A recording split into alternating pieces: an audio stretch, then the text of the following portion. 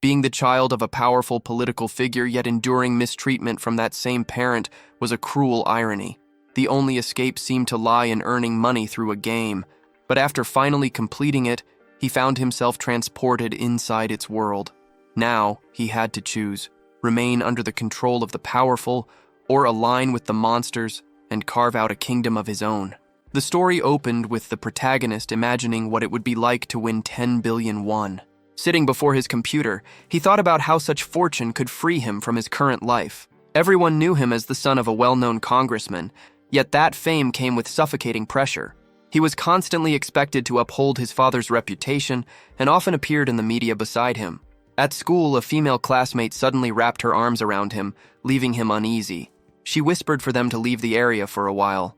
In the background, other students murmured about how envious they were for not being close to her. The girl led him into an alley where a few older boys waited. Together, they cornered him, questioning why he hadn't lent her more money. Startled, Jihan insisted he had already helped her the previous week and couldn't do it again. One of the boys stepped forward, threatening to expose him for running an illegal website. Cornered, Jihan retaliated by saying they were involved as well. The girl smirked and remarked that in that case, they would all have to confess. She knew the truth. If things went public, only Jihan would bear the blame. His father's reputation dragged through the mud. With a cold confidence, she stepped closer, telling him she knew he would figure something out. Later, at home, he slams the door, but he didn't expect it to his father be already waiting. The man approached, his demeanor suggesting he already knew what had happened.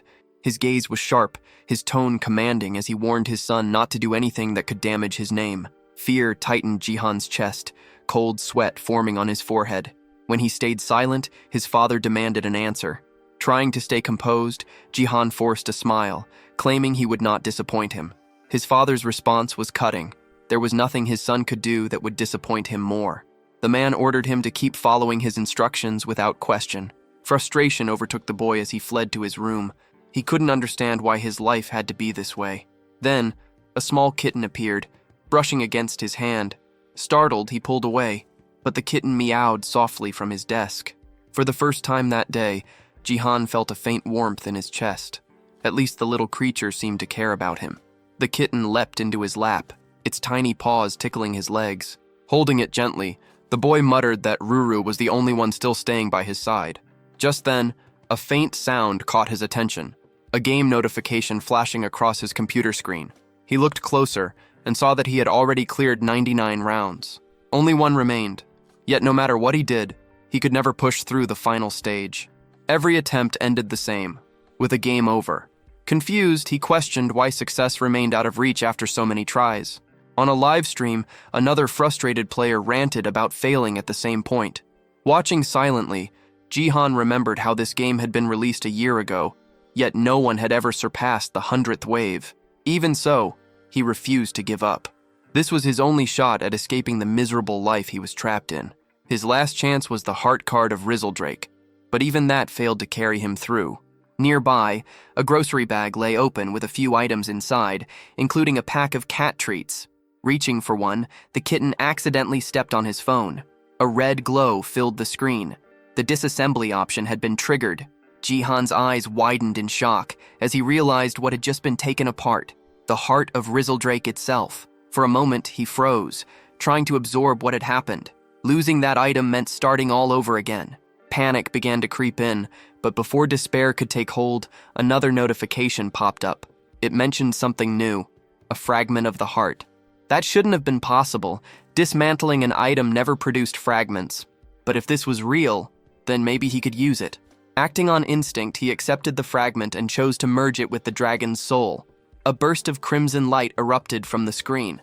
In that instant, Jihan realized this was the missing piece, the true path to completing the game. The system restarted with the new item active. The next morning, he followed his routine and went to school, though he couldn't resist sneaking the game open behind a book. When he returned home, he continued playing, even walking through the streets with his eyes on the screen. It didn't take long for him to reach the 99th stage again. With the heart fragment in hand, victory was finally within reach. Focused and determined, he began the last level. A female knight appeared on screen, cutting down the oncoming monsters. He tapped the command, hoping this time it would work, and a bolt of lightning crashed down. annihilating every enemy in sight. For the first time, it looked like he would finally win, and he did. Triumph surged through him, and Jihan almost jumped from his chair in excitement. But the moment shattered when the door burst open. His father stood there holding a golf club. Startled, Jihan froze. The look on the man's face promised nothing good. The congressman spoke coldly, saying he'd received a call from classmates who had been blackmailing his son, threatening to expose his illegal activity unless they were paid off. Terrified, Jihan tried to defend himself, stumbling over his words as he apologized. But the deputy was already poised to strike, the golf club raised high. His eyes burned with malice, and the boy could only scream in fear. Tears streamed down Jihan's face as he trembled helplessly. Without hesitation, his father brought the club down, shattering the phone into pieces. The sound of destruction echoed like the end of a nightmare. When it was over, Jihan slowly pushed himself up, voice trembling as he asked about his cat, Ruru. The response he received was cold, that he wouldn't be needing the animal anymore. That single statement ignited something inside him. His anger surged, fists clenched as he glared at the man who called himself his father. The deputy sneered, demanding to know why the boy wore that expression. Sweat trickled down Jihan's face as he demanded to know where his cat was. The man's tone remained devoid of emotion as he explained that the cat was now with Jihan's mother, a woman long gone. The words hit like a knife to the chest. Shock left the boy speechless, his body stiff with disbelief. The deputy grabbed his head, forcing him to look up, and said he only needed to obey orders from now on. Finally, the man uttered a warning, not to disappoint him again. He added that he had once believed the boy capable of great things. Then, silence. Jihan lay on the floor, his broken phone beside him. A faint sound buzzed from it, the game's voice declaring that the mission was complete. But now none of it mattered. Jihan stared blankly, feeling that life itself had lost all meaning. The voice from the device continued, speaking again, this time inviting him to another world. Before he could react, lightning ripped through the sky, flashing inside his room. The light swallowed him whole. When the brightness faded, Jihan stood in the grand hall of a castle, the heart of the game's kingdom. People surrounded him, their eyes wide with awe. They called him the legendary knight, chanting that he would be the savior of their realm. Disoriented, he tried to make sense of it all. His tears wouldn't come. It felt as though every emotion had been wiped away. Before him stood a man with a long beard, the king. The ruler studied him and asked if he truly was the legendary knight. Then recognition hit. Jihan remembered that face, those words. They were identical to the game's dialogue. The man introduced himself as King Bayless Jordia III and explained that their kingdom was under siege by monsters. Before the king could continue, a servant burst in with urgent news about the invasion. Jihan remained silent, taking in every detail. The setting, the people, the dialogue, all exactly as he remembered from the game. Once the commotion settled, the king spoke again, declaring that the situation was dire and commanding Jihan to act. He urged the young man to assume command of the knights and defend the kingdom. Jihan rose to his feet, his voice steady but heavy. He told everyone to listen closely. His mind still reeled from the loss of Ruru, and as he thought of her, he admitted that even 1,000,000,001 no longer meant anything. The knights whispered among themselves, confused, calling him weak for a supposed hero. The king silenced them and promised that if Jihan fulfilled his duty, he would be granted whatever his heart desired. That promise caught Jihan's attention. He asked if the king truly meant anything he desired. The bearded ruler assured him there was no need to worry. He simply had to obey his commands. Those words struck a nerve. They reminded Jihan of Dan Guy, his father, a man who had forced obedience under the pretense of maintaining reputation. Now the king was repeating that same pattern. The realization burned through him, and he refused outright, shouting that he wouldn't do any of it. The king's expression darkened, his confidence faltering. In front of everyone gathered, Jihan spoke of the life he'd endured. He had always been surrounded by people who cared only for themselves. Every single one, including his father, had used him for their own gain. And now, the same thing was happening again. The king didn't want a hero. He wanted another obedient pawn. Jihan made it clear he would never be that again. The king stayed silent, though his displeasure was obvious. Cursing them all under his breath, Jihan pressed the option to reject the offer. The king's servant stood frozen, unable to believe what had just happened. Then, the screen in front of Jihan began to glow red. In the game's storyline, this color usually meant failure, the point where the monsters invaded the kingdom and the player failed the mission. But something was different this time. A new prompt appeared, offering another choice. The monster faction had been unlocked. Jihan stared at it in silence, the meaning sinking in. Was he being chosen to lead the monsters instead of fighting them? The king's voice broke through the tension, booming across the hall. He declared that every choice came with consequence. Addressing the court, he stripped Jihan of his title, announcing that he was no longer the legendary knight. His shouting grew harsher, declaring Jihan an enemy of the kingdom, a threat to them all. As the words echoed, Jihan remained motionless, weighing the reality before him. But time was short. The king's command for his execution had already been given. Even surrounded by drawn swords, Jihan stayed calm. Blades glimmered inches from his throat, yet he stood unfazed, certain that there was still a way out. Then it happened. A surge of crimson light burst from his body, filling the room with raw energy. The king's fury turned into confusion as the radiance intensified.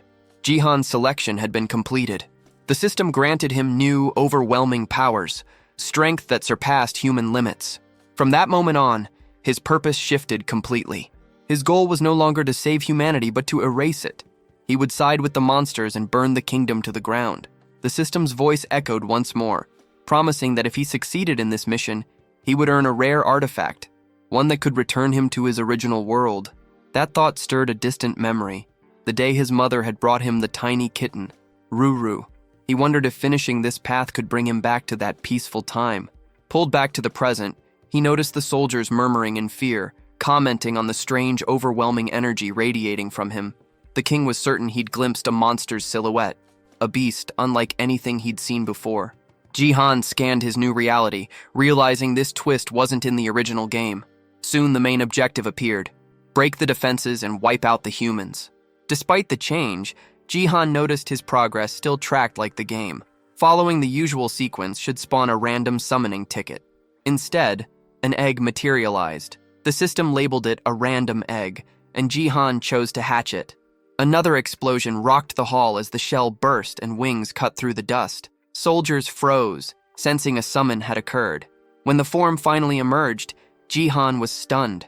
He had summoned Rezoldrak, but the creature that stepped out was only a baby dragon.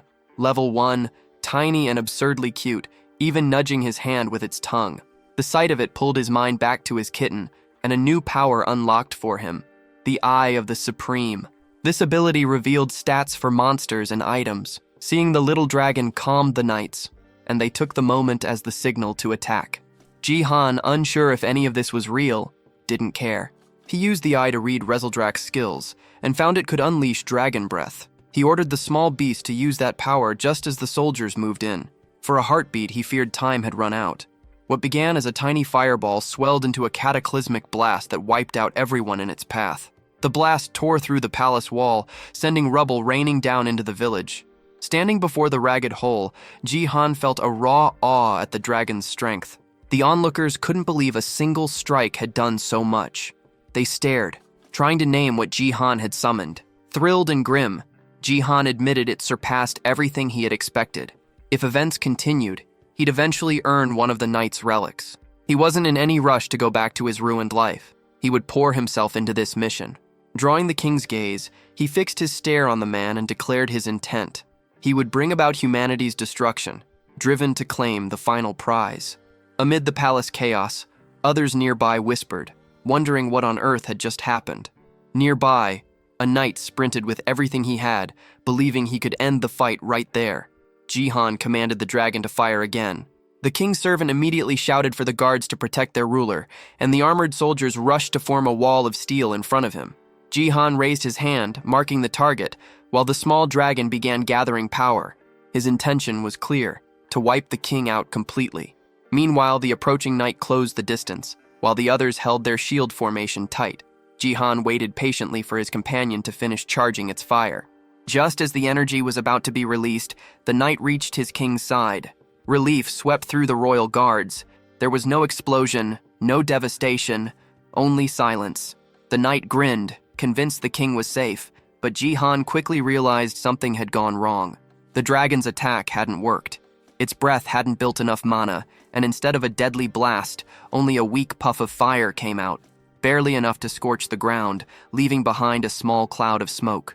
Seeing this, Jihan decided the best move was to wait for the cooldown to end. But as night fell, a new threat stepped forward. He studied the man approaching, one of the elite knights, ranked S among the Zodiac Order, a towering, muscular warrior known as Ares. The remaining soldiers confirmed that the king was unharmed. That realization hit Jihan hard. The situation was turning against him. From afar, the king gave a cold command. Eliminate the enemy at once. Ares raised his staff, power radiating from it. Jihan braced himself beside his dragon, weighing his next move. He knew this knight's strength. It was nothing to take lightly. Without hesitation, Ares unleashed his skill, summoning a blazing wall of fire that roared toward Jihan. He understood instantly that escape was nearly impossible. The explosion ripped through the palace, tearing more sections apart. Even friendly knights were caught in the flames. But Jihan had managed to dive aside just in time. He remembered from the game that this attack only traveled in a straight line, easy enough to avoid if you knew what to expect. Watching the destruction, he realized the knight didn't care about his own comrades. Furious, Ares cursed the dodge and promised to burn a hole straight through Jihan's heart next time. Knowing that the attack needed time to recharge, Jihan saw his window of opportunity. He had to flee, but when he lifted his head, Ares was already closing in fast. Jihan's mind raced, searching for any possible move left. He couldn't have come all this way just to end it here. Then, another reward notification appeared. A mysterious chest materialized before him. Without hesitation, he accepted the item, yelling in frustration for it to open faster. Time was running out. As the knight swung his weapon down to strike, the blow landed squarely on the chest instead. A sudden force burst out, repelling him backward. Finally, Jihan caught sight of what the chest contained. A massive sword began to rise from within. Using the Eye of the Supreme, he identified it, a weapon with immense magic power that also boosted his stats. The readout showed it was an S-rank item. Shock mixed with grim realization. It seemed the system truly intended for him to annihilate the human side. The moment the sword touched the ground, the floor cracked beneath it. Jihan stared, disbelief taking over as the entire area began to split apart. The palace floor collapsed, sending debris crashing down as he was flung into open air. Falling from such a height, he thought bitterly that even the royal palace couldn't handle the weight of a divine weapon. The ground rushed closer, the wind roaring past his ears. This could have been his end. But then, his fall suddenly stopped. Something tugged at his clothes. He looked up and saw the small dragon struggling desperately to lift him. The creature flapped its wings with all its strength, keeping him aloft. From below, the people of the kingdom looked on in shock at the sight of someone soaring through the air. Jihan, still catching his breath, wondered why his mission had to begin in enemy territory of all places.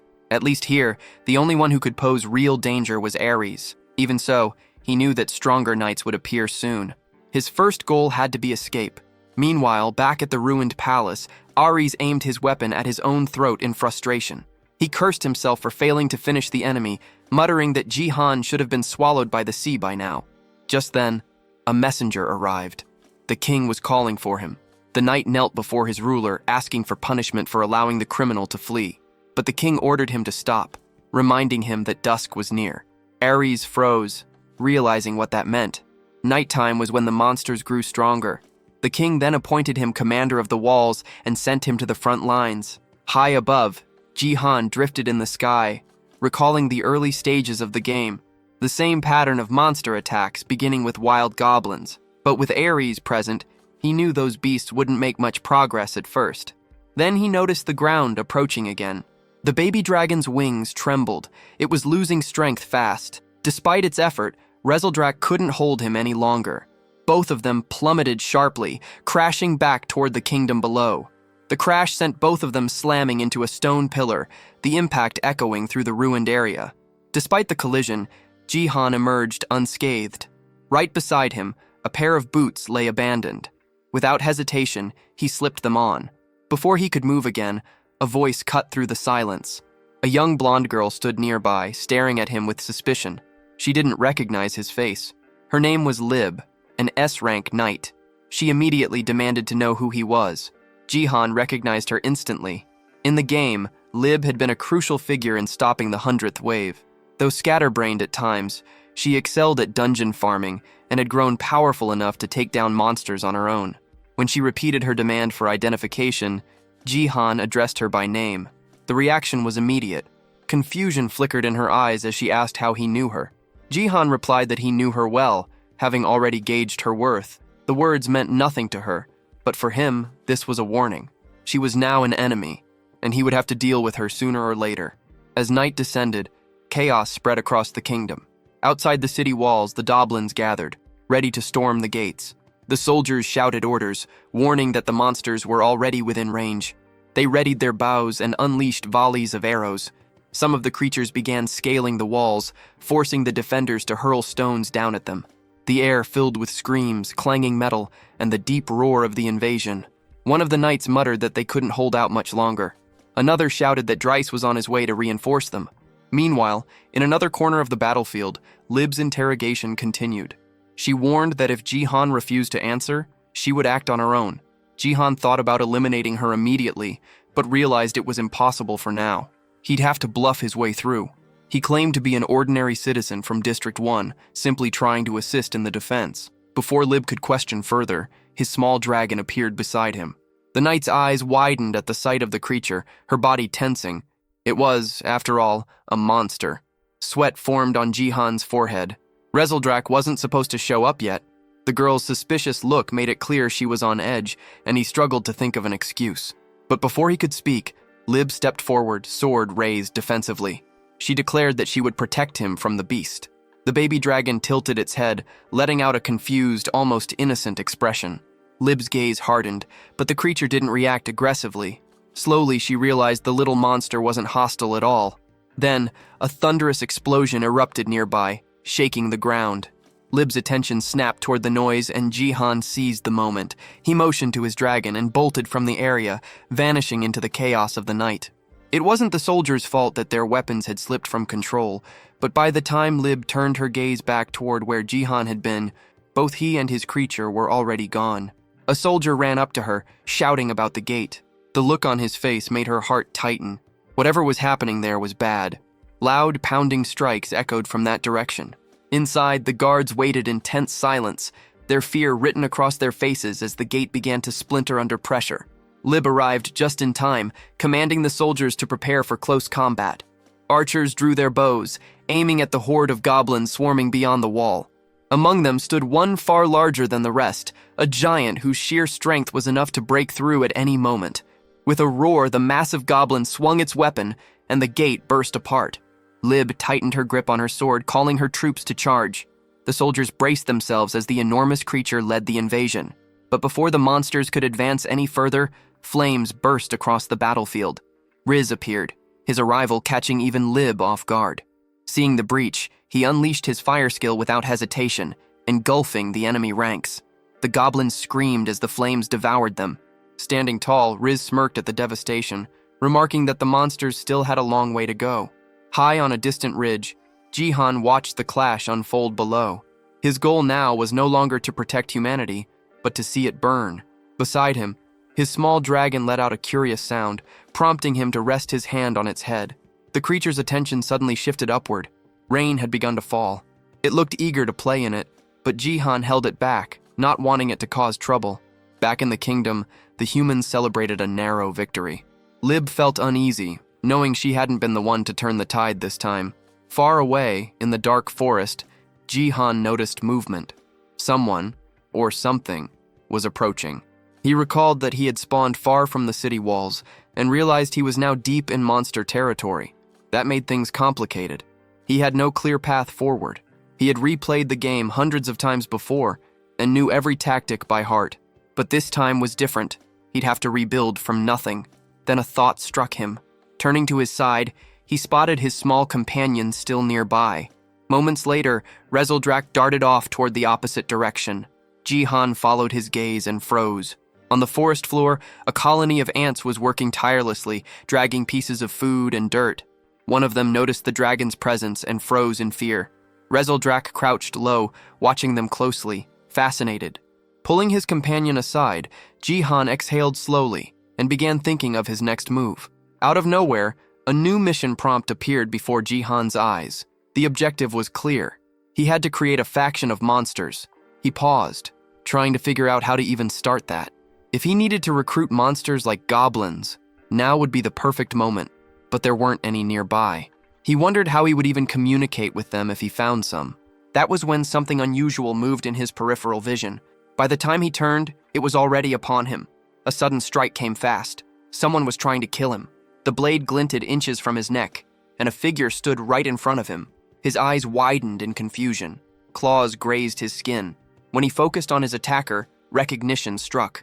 The figure was a young girl, a beastkin, a hybrid between human and animal. Jihan instinctively labeled her as a rabbit, but her reaction showed she didn't appreciate that. She snapped back, insisting she resembled a fox instead, and even tried to justify it. Their argument lingered in the air, her irritation obvious. Remaining calm, Jihan studied her more closely and finally realized she truly did resemble an Arctic fox. The girl leaned closer, sniffing the air. Then she began circling him, her nose brushing against his clothes as she took in his scent. Her tone shifted. She admitted that while he looked human, his scent was undeniably that of a monster. That revelation startled Jihan. Moments later, 2 new notifications appeared. The first granted him the ability to communicate with other beings. The second gave him natural charisma, increasing how positively others perceived him. With that, Jihan understood why he was able to converse with her so easily. Still, the girl didn't seem entirely at ease. Her questions came rapid and suspicious. Who was he really? Jihan felt uneasy, wondering if the attraction skill wasn't working as intended. Then a sudden movement interrupted everything. A rope shot across his face, snapping past him and catching someone nearby. The sound of impact was followed by a cry of pain. 3 men emerged from the shadows, cheering as they realized they'd captured their target.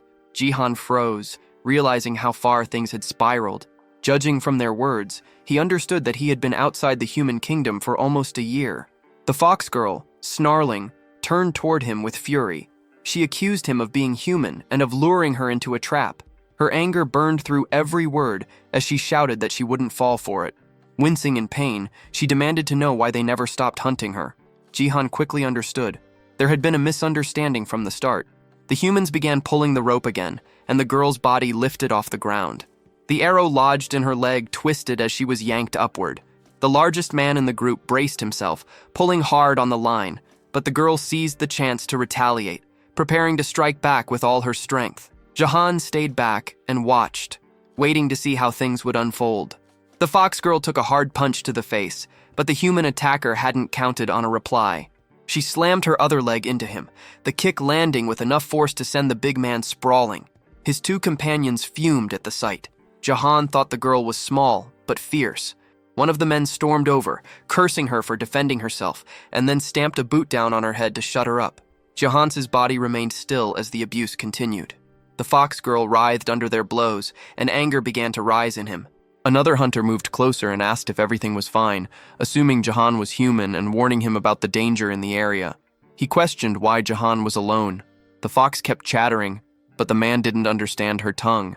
Ready to strike something nearby in punishment, he lifted his hand, but the group leader ordered him to stop, arguing she might die if hit.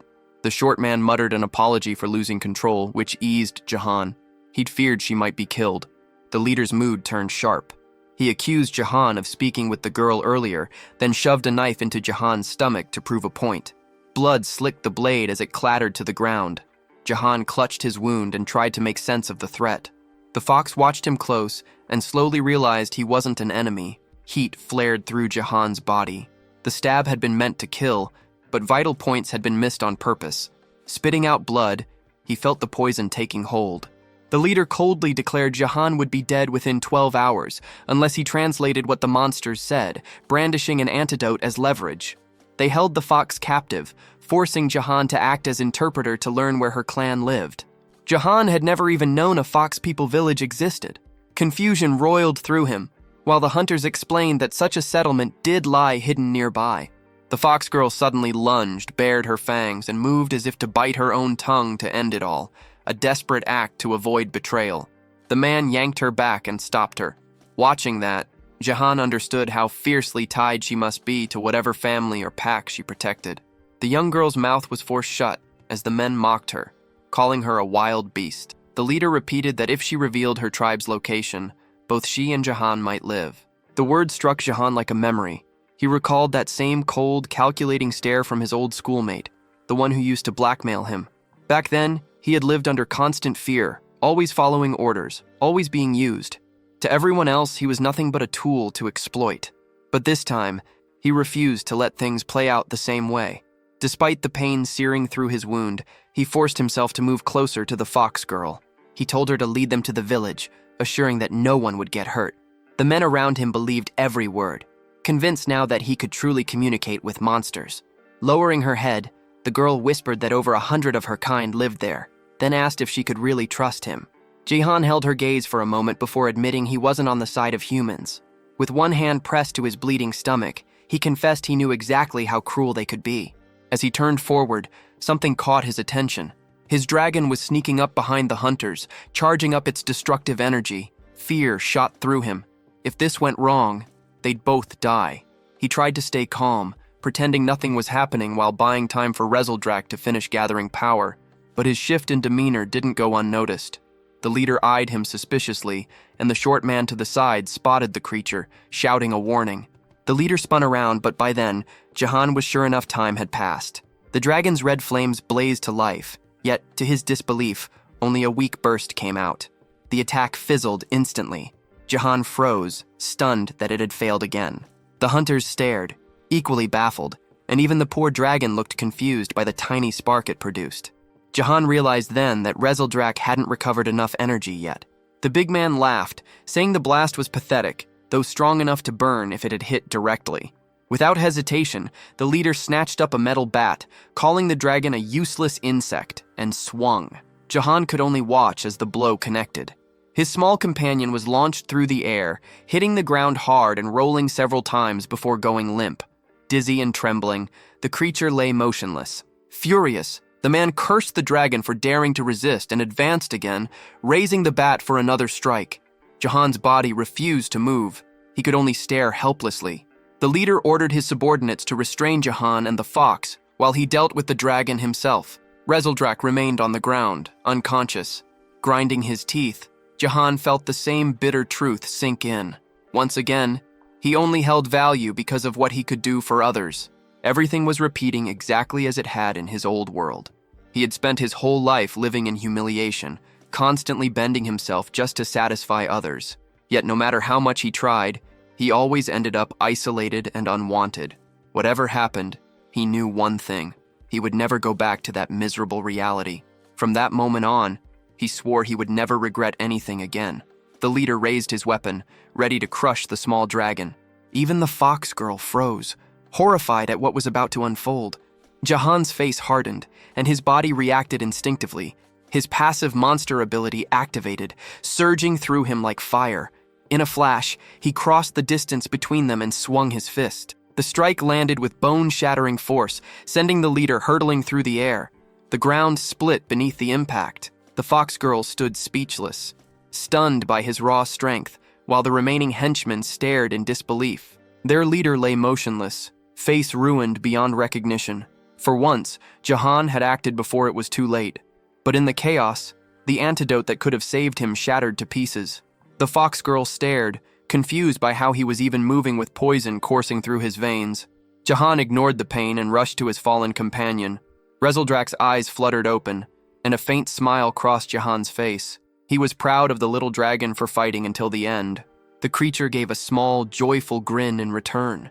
Looking at him, Jahan felt a rush of warmth. The sight reminded him of Ruru, his little cat who had always stayed close, trying to comfort him when no one else did. That memory filled him with resolve. He made a silent promise. He would protect his new companion no matter what. His expression softened as he smiled faintly, thinking that no matter what the future held, he and his partner would stand together. Behind them, the surviving hunters spat curses, threatening to report everything to their boss. Jahan turned toward them with cold fury, his glare enough to make them hesitate. Realizing what would come next, they panicked and fled into the woods. Rezeldrak cheered weakly, proud of their victory, but the moment didn't last. Jahan's body gave out, his legs collapsing beneath him. He hit the ground hard as the fox girl rushed over. She stared in shock, thinking he might be gone. The little dragon whimpered, nudging his shoulder desperately. Jahan's eyes fluttered. His breathing was shallow, and he felt his strength slipping away. This had to be the end. His last image before blacking out was Rezeldrak's worried face hovering over him. Then came the memory, the hospital room, the beeping machines, his mother lying frail and pale. He'd been alone back then too, abandoned while his father never once came to see them.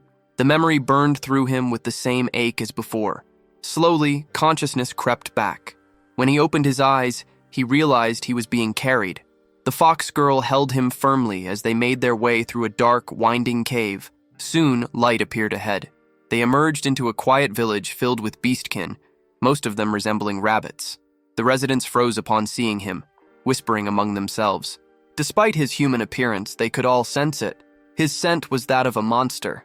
They lingered near the window, whispering to each other, wondering when he would wake. But Jahan was already conscious. He simply didn't want that much attention. The fox girl soon stepped forward, asking the others to give him some room. From where he lay, Jahan immediately recognized her voice. When she entered, she asked if he was awake and explained that his presence had drawn interest. It was the first time anyone had seen a human in their village, and besides, he didn't even smell like one. Looking down at his hands, Jahan noticed something. The mark left by the poison was gone. The fox girl told him they had kept him in the village to recover. That was when it struck him. She had brought him here herself, risking her safety for someone who had once been her captor. She had saved his life. Puzzled, he asked why she did it. She replied that, despite how he looked, she could tell he wasn't truly one of them. Unsatisfied, he pressed her for another reason. Her eyes softened as she recalled a moment, how his concern for his dragon had moved her. Jahan wondered if that compassion was only the side effect of his friendly monster ability. But the girl grew irritated, snapping that he was still complaining even after being rescued. Nearby, Rezeldrak stirred from his nap. When the dragon opened his eyes and saw Jahan awake, his tail began to flick excitedly. Yet he noticed immediately that Jahan and the fox were already bickering. The girl folded her arms, saying that now they were even. He had saved her once too. Before Jahan could respond, a cheerful sound filled the air. Rezeldrak bounded toward him and jumped into his arms, nuzzling his chest while the fox watched silently. She broke the moment, saying they should at least know each other's names. But before she could speak, another villager appeared, announcing that the chief wanted to see them. They set off together, and as they walked, Jahan couldn't help but marvel at what he saw. The hidden settlement, tucked beyond the mountains, had been built by rabbit-type monsters. Over time, it had become a refuge for all hybrid species who had lost their homes. The residents worked together in peace, caring for one another with quiet devotion. Their path was soon blocked by a towering bull-type beast who demanded to know if the fox, Rhea, had gone to the human forest. She apologized quickly and continued on, but the bull's suspicious gaze lingered. Jahan called her by name, remarking that everyone here seemed to care about her deeply. Rhea lowered her eyes, her tone darkening when he asked if something was wrong. Then, suddenly, her mood flipped. She frowned, tilting her head, and asked why everyone called him Hey. Stepping closer, she demanded to know if that was really his name. Caught off guard by her confusion, Jahan finally introduced himself properly. The name sounded strange, out of place in this world. Without hesitation, the fox girl gave her full name, Rylindrian Pernidae Celiard, before turning away, leaving Jahan standing there, completely bewildered. One of the small rabbit villagers asked if Rhea was feeling any better, and she replied that she was. Jahan noticed her mood had lifted. It seemed all she'd really wanted was to share her name. As he looked around, his thoughts drifted back to his main goal, building a faction of monsters. Lost in thought, he barely noticed when Rhea called for him to keep moving. Even now, she still called him, Hey, and that small detail bothered him. Still, he jogged forward to catch up. When they reached the village chief, the old rabbit suddenly announced that Jahan would now take charge of the settlement. Both Jahan and Rhea froze in disbelief. Jahan quickly said he had no idea how to lead a village, but the old rabbit simply waved him off, saying he was too old to continue. Rhea demanded to know if the elder was really making such a decision just because of a dream. The old rabbit nodded, insisting that he wouldn't change his mind. Jahan stood there confused, trying to make sense of the situation. The elder explained that every dream he'd had always come true, and in this one, the person destined to save the village was Jahan. That word, savior, echoed in Jahan's mind. It reminded him of his current mission, establishing a monster faction. The title unsettled him. Being seen as a savior could only complicate things. He remembered that cursed man who had once tried to use him as a translator in exchange for his life. The thought sparked a sudden worry. He turned to Ria and asked if anyone might have followed them on the way back. She assured him that the village's location was impossible to find. Hidden beyond the mountains, it was bordered by a vast, dangerous sea that no one dared to cross. The only other path lay through an underwater tunnel that twisted like a maze, designed to keep intruders out. According to her, she hadn't sensed anyone nearby. Still, Jahan couldn't shake a bad feeling. On the trail they had taken, faint streaks of red marked the ground. Blood, likely Ria's. And deep within one of the caves nearby, a hidden figure watched the village. One of the human henchmen had found it and was already grinning to himself, celebrating the discovery. Moments later, noise erupted in the village, shouts spreading through the crowd. Someone was yelling about an intruder. Jahan and Ria both froze as the words reached them. A human had been found inside the settlement. The bull beast immediately grew tense, cursing under his breath, while one of the smaller villagers muttered in confusion. Jahan rushed forward, asking if the intruders had followed them. Ria's face went pale. Shaken, she asked if the humans had been trailing her all along, insisting she'd made sure no one had. Then, guilt written all over her face, she began to apologize, saying it was her fault. But the bull shook his head firmly, saying it wasn't. The bull told Ria not to blame herself, saying she'd simply been too weak to notice what was happening. Her friends echoed his words, trying to comfort her, insisting it wasn't her fault. Jahan's thoughts drifted back to the men who had ambushed them. There had been 3 of them. The short one, still in the village, grinned darkly and warned that the whole place would soon be burning. His voice carried a cruel edge as he revealed he was part of a group called the Screaming Hall. Within minutes, he said, 200 men would arrive. Jahan's brow furrowed. The name meant nothing to him at first. What was this Screaming Hall? Meanwhile, deep in the forest, the other 2 henchmen limped along, battered but alive. The leader of the trio stumbled into his superior's tent, still crying from the beating, demanding revenge. The man sitting before him didn't respond right away.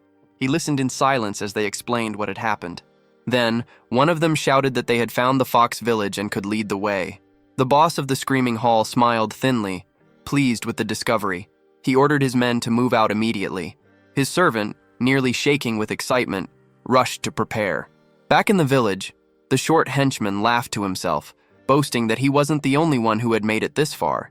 He explained that all 3 of them had followed Ria through the forest. Their leader had told them not to return yet. It was the perfect chance to track the girl and find her people. His laughter turned cruel as he claimed that soon everyone there would die. The young fox looked confused, unable to understand his words, though she sensed the malice behind them. She turned to Jahan, calling his name in alarm. His expression darkened as he explained that their location had been exposed and reinforcements were on the way. Ria froze, horror settling over her. Jahan's mind began to race as he tried to piece everything together. The name Screaming Hall stirred something familiar, a memory from the game Night Defense.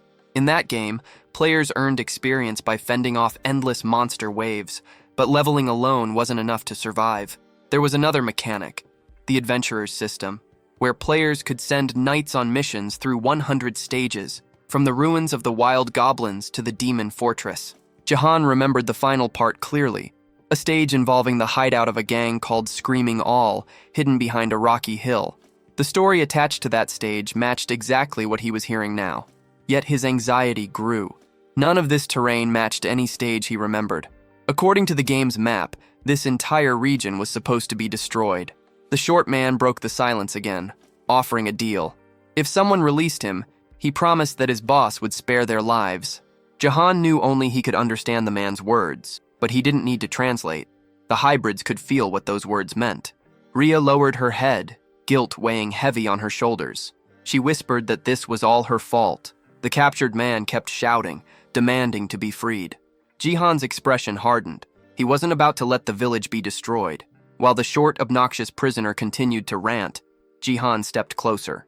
The man sneered and told him to translate his words for everyone else, but Jihan wasn't in the mood. His fist tightened, and with one swift motion, he drove it straight into the man's face. The blow sent the henchman flying. his scream echoing through the clearing. The bull hybrid stood frozen, astonished by Jihan's strength. Even the small rabbit villagers stared wide-eyed, stunned. Rhea, too, couldn't believe what she had just witnessed. The man lay motionless on the ground, barely conscious, while Jihan stood firm, ready to fight if it came to that. Rhea's heart pounded as she heard him say he would do anything to protect them. But the bull stepped forward, explaining grimly that fighting was impossible. The village was filled with the weak, mostly women, children, and the elderly. Just then, the old chief appeared and called everyone together. As the villagers gathered, he raised his voice and made a declaration that left everyone speechless. Jihan would be the new chief of the village. Far away, the mercenary gang advanced through the forest. Their leader's eyes gleamed as they reached the rocky hill. The reports had been true. The fox village was hidden right behind it. Grinning, he announced that this place would soon serve as their new base. With that, he ordered his men forward. Back in the village, the bull explained their situation. The enemy force was about 200 strong. Their own group was tiny. Only a few bull warriors, 2 young deer, 5 sheep hybrids, and 1 fox girl. Including the rabbits, their total barely reached 112. He asked Jihan if they stood any chance. Jihan replied bluntly that the enemy's strength was nearly double theirs. But then a thought struck him. Numbers weren't everything. He remembered how Rhea had fought those men on her own, and realized that if she could handle 3 by herself, others might not be as helpless as they seemed. Even if the villagers lacked combat experience, hybrids were known to grow stronger when transforming into their animal forms. If everyone had even a fraction of Rhea's strength, there was hope. He turned to the bull and asked how powerful she truly was. The hybrid scratched his chin, watching the fox play with the small dragon nearby, then admitted she was easily the strongest in the village. The statement left Jihan silent. The bull added that even if every villager united against her, Rhea would still emerge victorious. That truth sank heavy in Jihan's mind. Knowing this, he realized he had to act fast. His head dropped slightly as he weighed the consequences. Compared to her, the rest of the villagers were practically defenseless. As they discussed their next move, the young fox mentioned that there was still time before the humans arrived. Jihan frowned, not understanding how she could be so sure. She pointed to the short prisoner, explaining that she had asked him directly. Jihan recalled that one of the henchmen had said their boss was searching for something he had lost. He turned to Rhea, asking if she had any idea what that might be. The girl shook her head and said their village was nothing more than a small refuge for displaced creatures. Hearing that, Jihan guessed the enemy might be using that as a convenient excuse for invasion. Before he could think further, the bull hybrid Tor called out that everyone had gathered. It was time for Jihan to present a plan. He knew that to stand a chance against superior numbers, individual stats would have to compensate for their lack of manpower. The strongest fighter among them was the fox girl. He'd confirmed that much. If she could handle 3 opponents at once, their odds might improve, but even then, he wasn't certain. He began to wonder if raw power depended on species, and thought how useful it would be if he could see everyone's stats. Then it hit him, the demon eye ability. Maybe it could analyze what he needed. In the game, he had triggered it by opening the status screen, so he attempted the same, but nothing happened. He frowned, frustration tightening his chest. Nothing appeared, and the silence around him only made it worse. A moment later, however, a faint red glow flickered before his eyes. An inventory window. It was empty. Still, one detail stood out. Its title wasn't the same as when he had played on the kingdom's side. That difference reminded him of something bitter. Back in the kingdom, he had obtained that incredibly powerful sword, the one strong enough to destroy the entire palace. Now he felt a stab of regret for having left it behind. Since the inventory window had appeared, he couldn't understand why the status screen refused to open. He went through his abilities in his mind. 4 passives. The demon eye that revealed information, the power to communicate with both humans and monsters, the charisma that attracted others to him, and finally, his monstrous physical strength that surpassed human limits. Annoyed, he muttered that he needed to make a decision soon. The fox tried to steady herself, saying she would follow his lead, her voice tinged with guilt. She blamed herself for the crisis and insisted she had to protect the village. Jihan could tell the weight of that guilt was crushing her, and time was slipping away fast. Then suddenly his right eye burned with light. A crimson gleam flooded his vision. When he looked at the fox, lines of information flickered faintly across her face. Focusing, he realized he could lock onto a target. The realization hit him immediately. The ability worked through intent. It activated whenever he looked at someone and consciously decided what he wanted to examine. The red glow sharpened in Jihan's eye, and a set of numbers and letters appeared before him. He saw his own classification, rank B. A small surge of excitement hit him.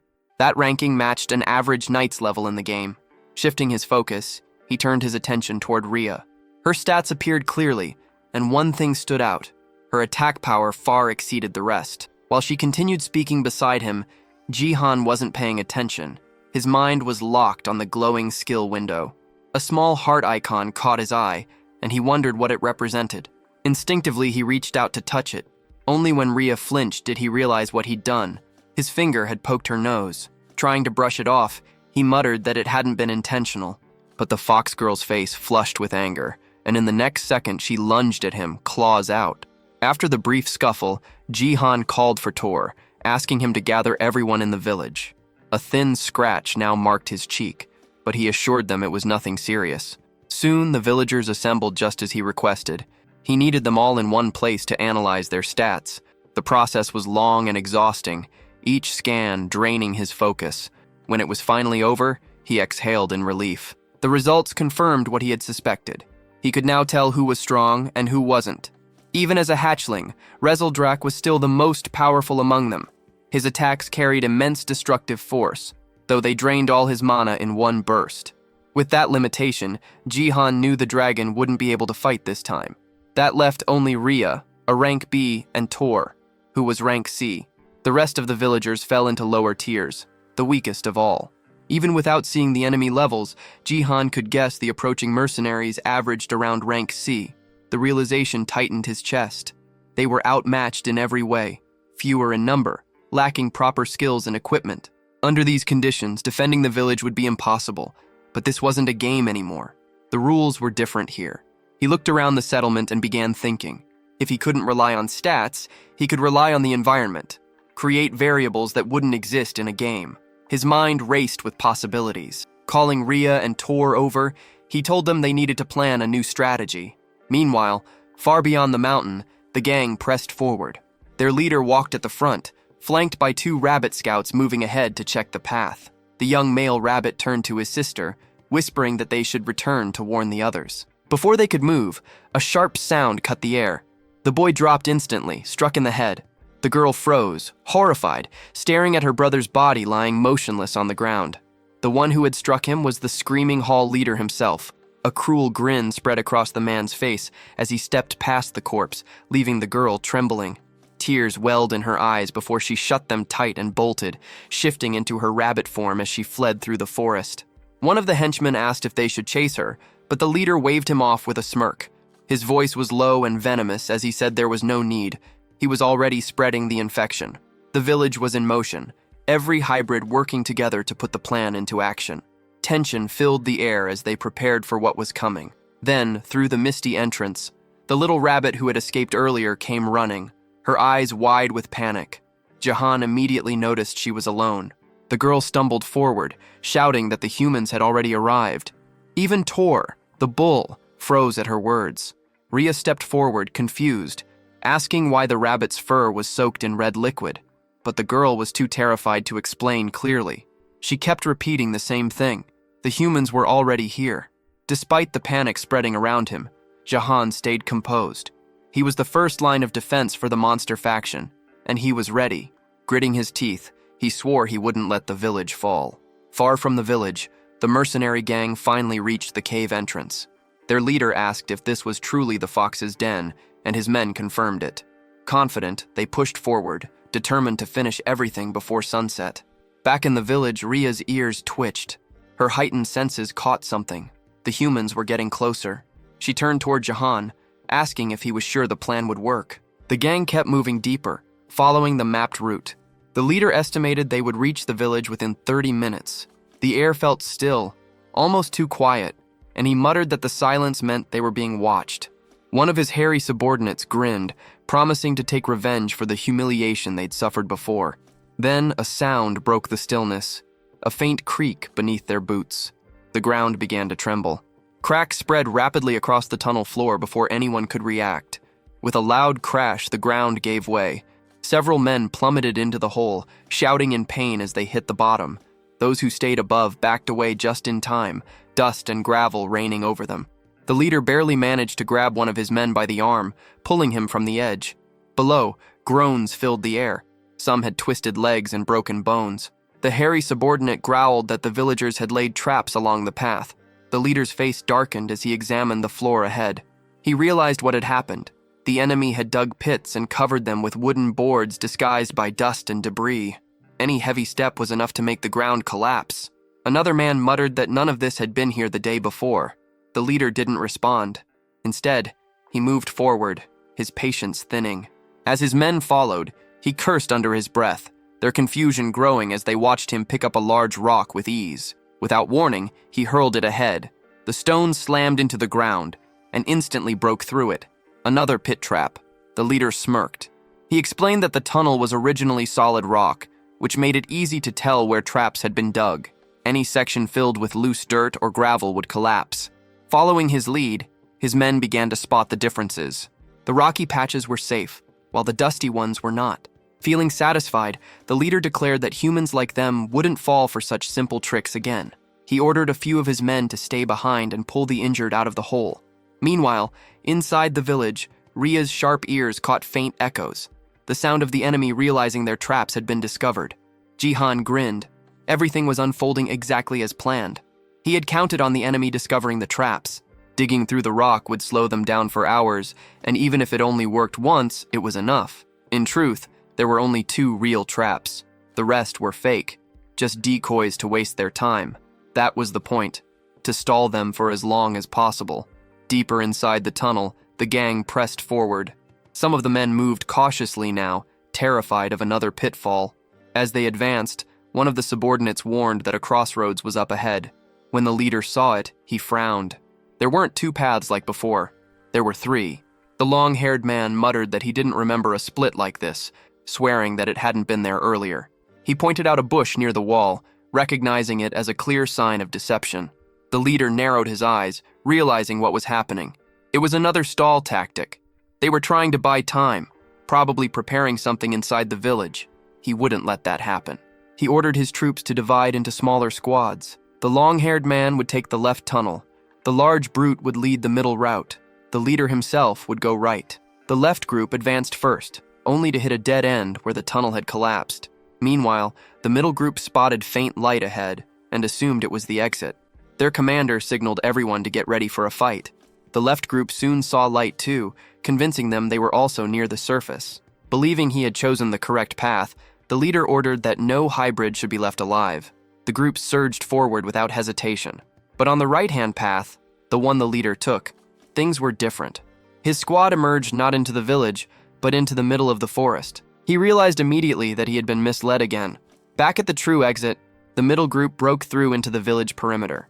Their commander barked an order to hold position and sent one of the men back to alert the boss. The runner turned, only to find a strange sight. One of their own was tied to a tree, gagged and struggling.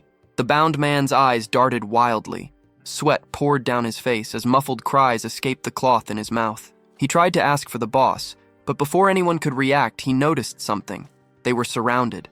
The messenger spun around and bolted back toward the crossroads. He had to warn the leader.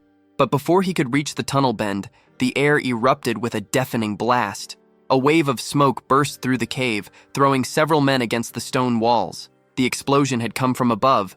The fox girl and Jihan had triggered it perfectly. Everything was proceeding exactly according to plan. The traps had done their job.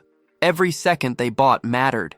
The enemy's forces were now scattered and divided across the tunnels. After hearing what happened to the earlier group, the short man grew uneasy, his confidence fading fast. Suddenly, the large brute turned his head, catching movement from the shadows. All around them, the villagers were waiting, hidden and ready to strike. Jihan stepped out beside Ria, emerging from the darkness. Taking charge, he signaled the villagers to move.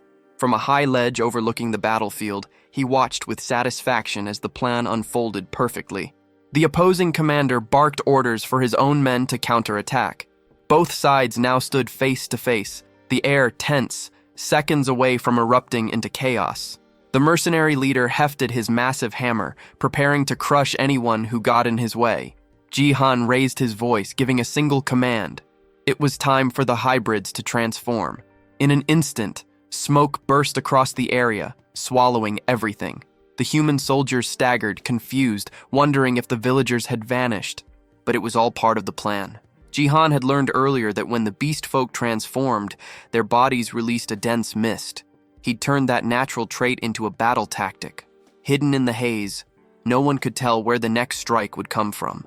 From within the cloud, Tor the bull emerged first, gripping a massive stone above his head. He charged forward with brute force. Further out, human soldiers called out in panic, unsure what was happening. The smaller rabbit fighters seized the moment. They targeted the isolated ones, launching surprise attacks while others dug beneath the ground, grabbing ankles and throwing enemies off balance. Distracted soldiers were suddenly hit from above, swift kicks to the face and chest from unseen directions. One young mercenary screamed and bolted, overwhelmed by the chaos. Elsewhere, 3 men tried to subdue a sheep hybrid, only to find their blows passing through empty air. Their target moved too fast, slipping between strikes like smoke. In another section, shouts erupted as several humans clutched their heads, scalded by streams of hot liquid. Above them hovered little Rizoldrak, spitting bursts of fiery breath with the last of his strength. So far, Jihan and Ria hadn't needed to join the fray. The battle was flowing exactly as planned.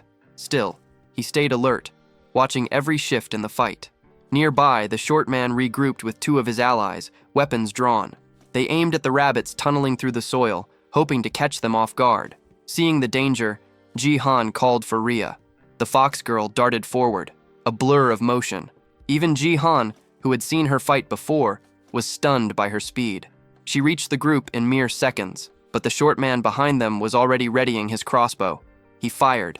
The arrow cut through the air, heading straight for Ria. She saw it a heartbeat before impact, and to everyone's disbelief, twisted her body just enough to dodge it. Ria shifted her stance, her body flowing with sharp precision as she readied her next move.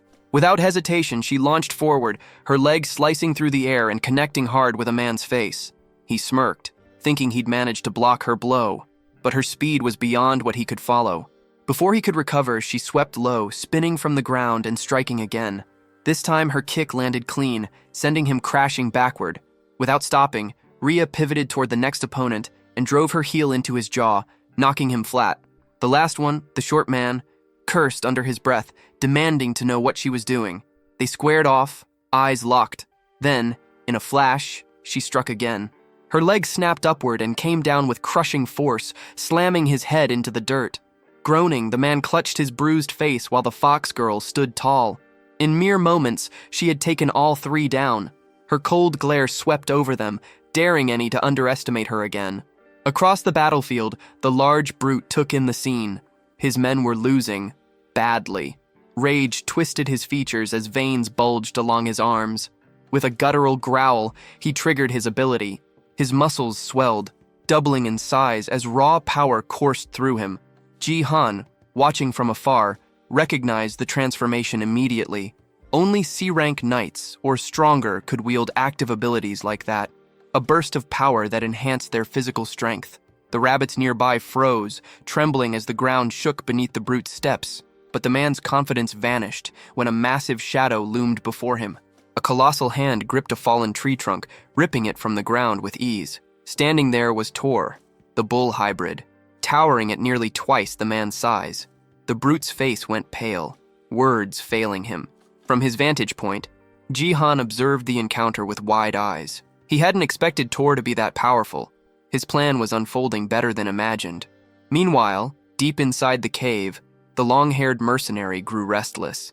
None of his allies had returned from the other tunnels. Muttering curses, he finally decided to move. Pointing toward the path the larger fighter had taken, he ordered his group to follow that route.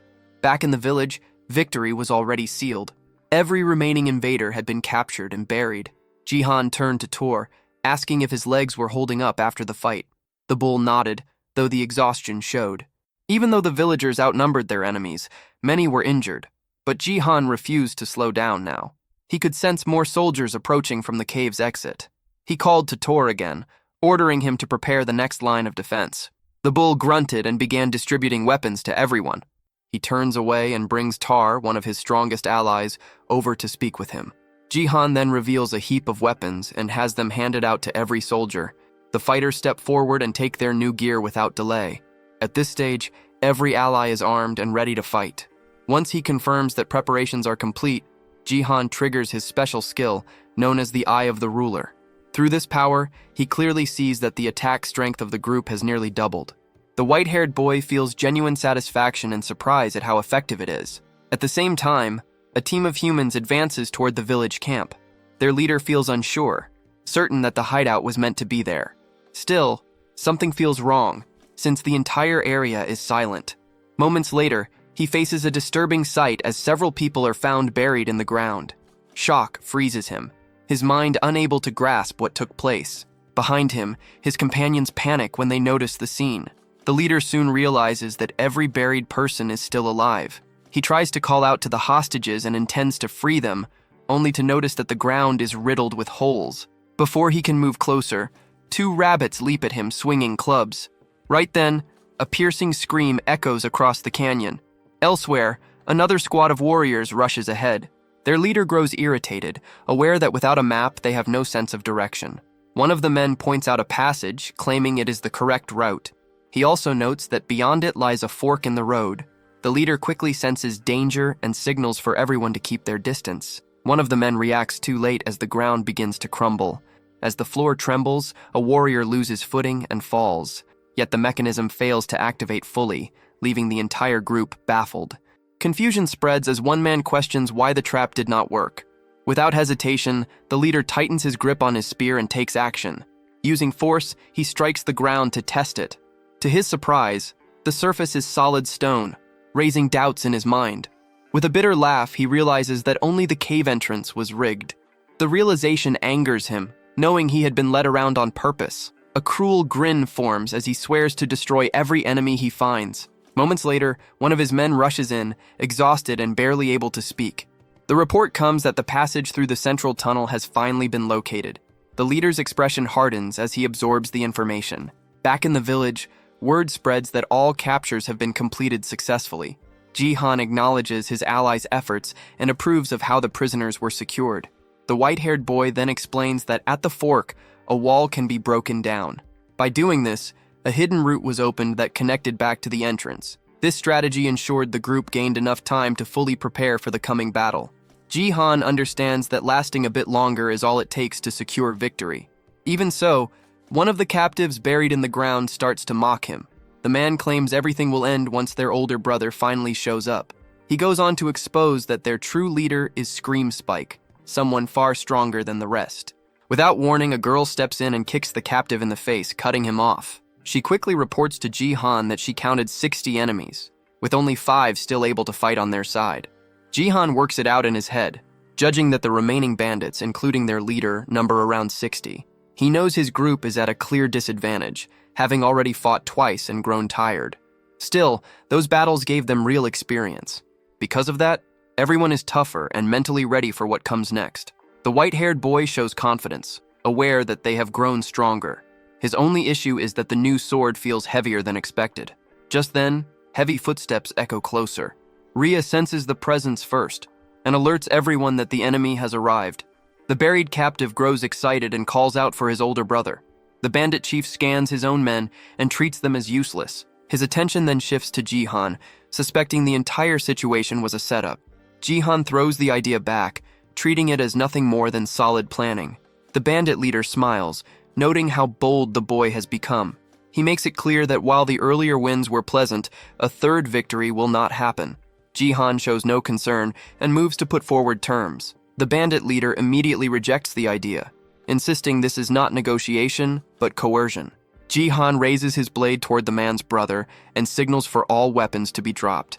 He makes it clear that refusal will end in his brother's death. The bandit leader does not reply, his face stiff and unreadable. The captured man cries out in fear as Jihan recognizes how cruel the move is. Still, he knows this is not a moment for honor and questions whether the enemy will comply.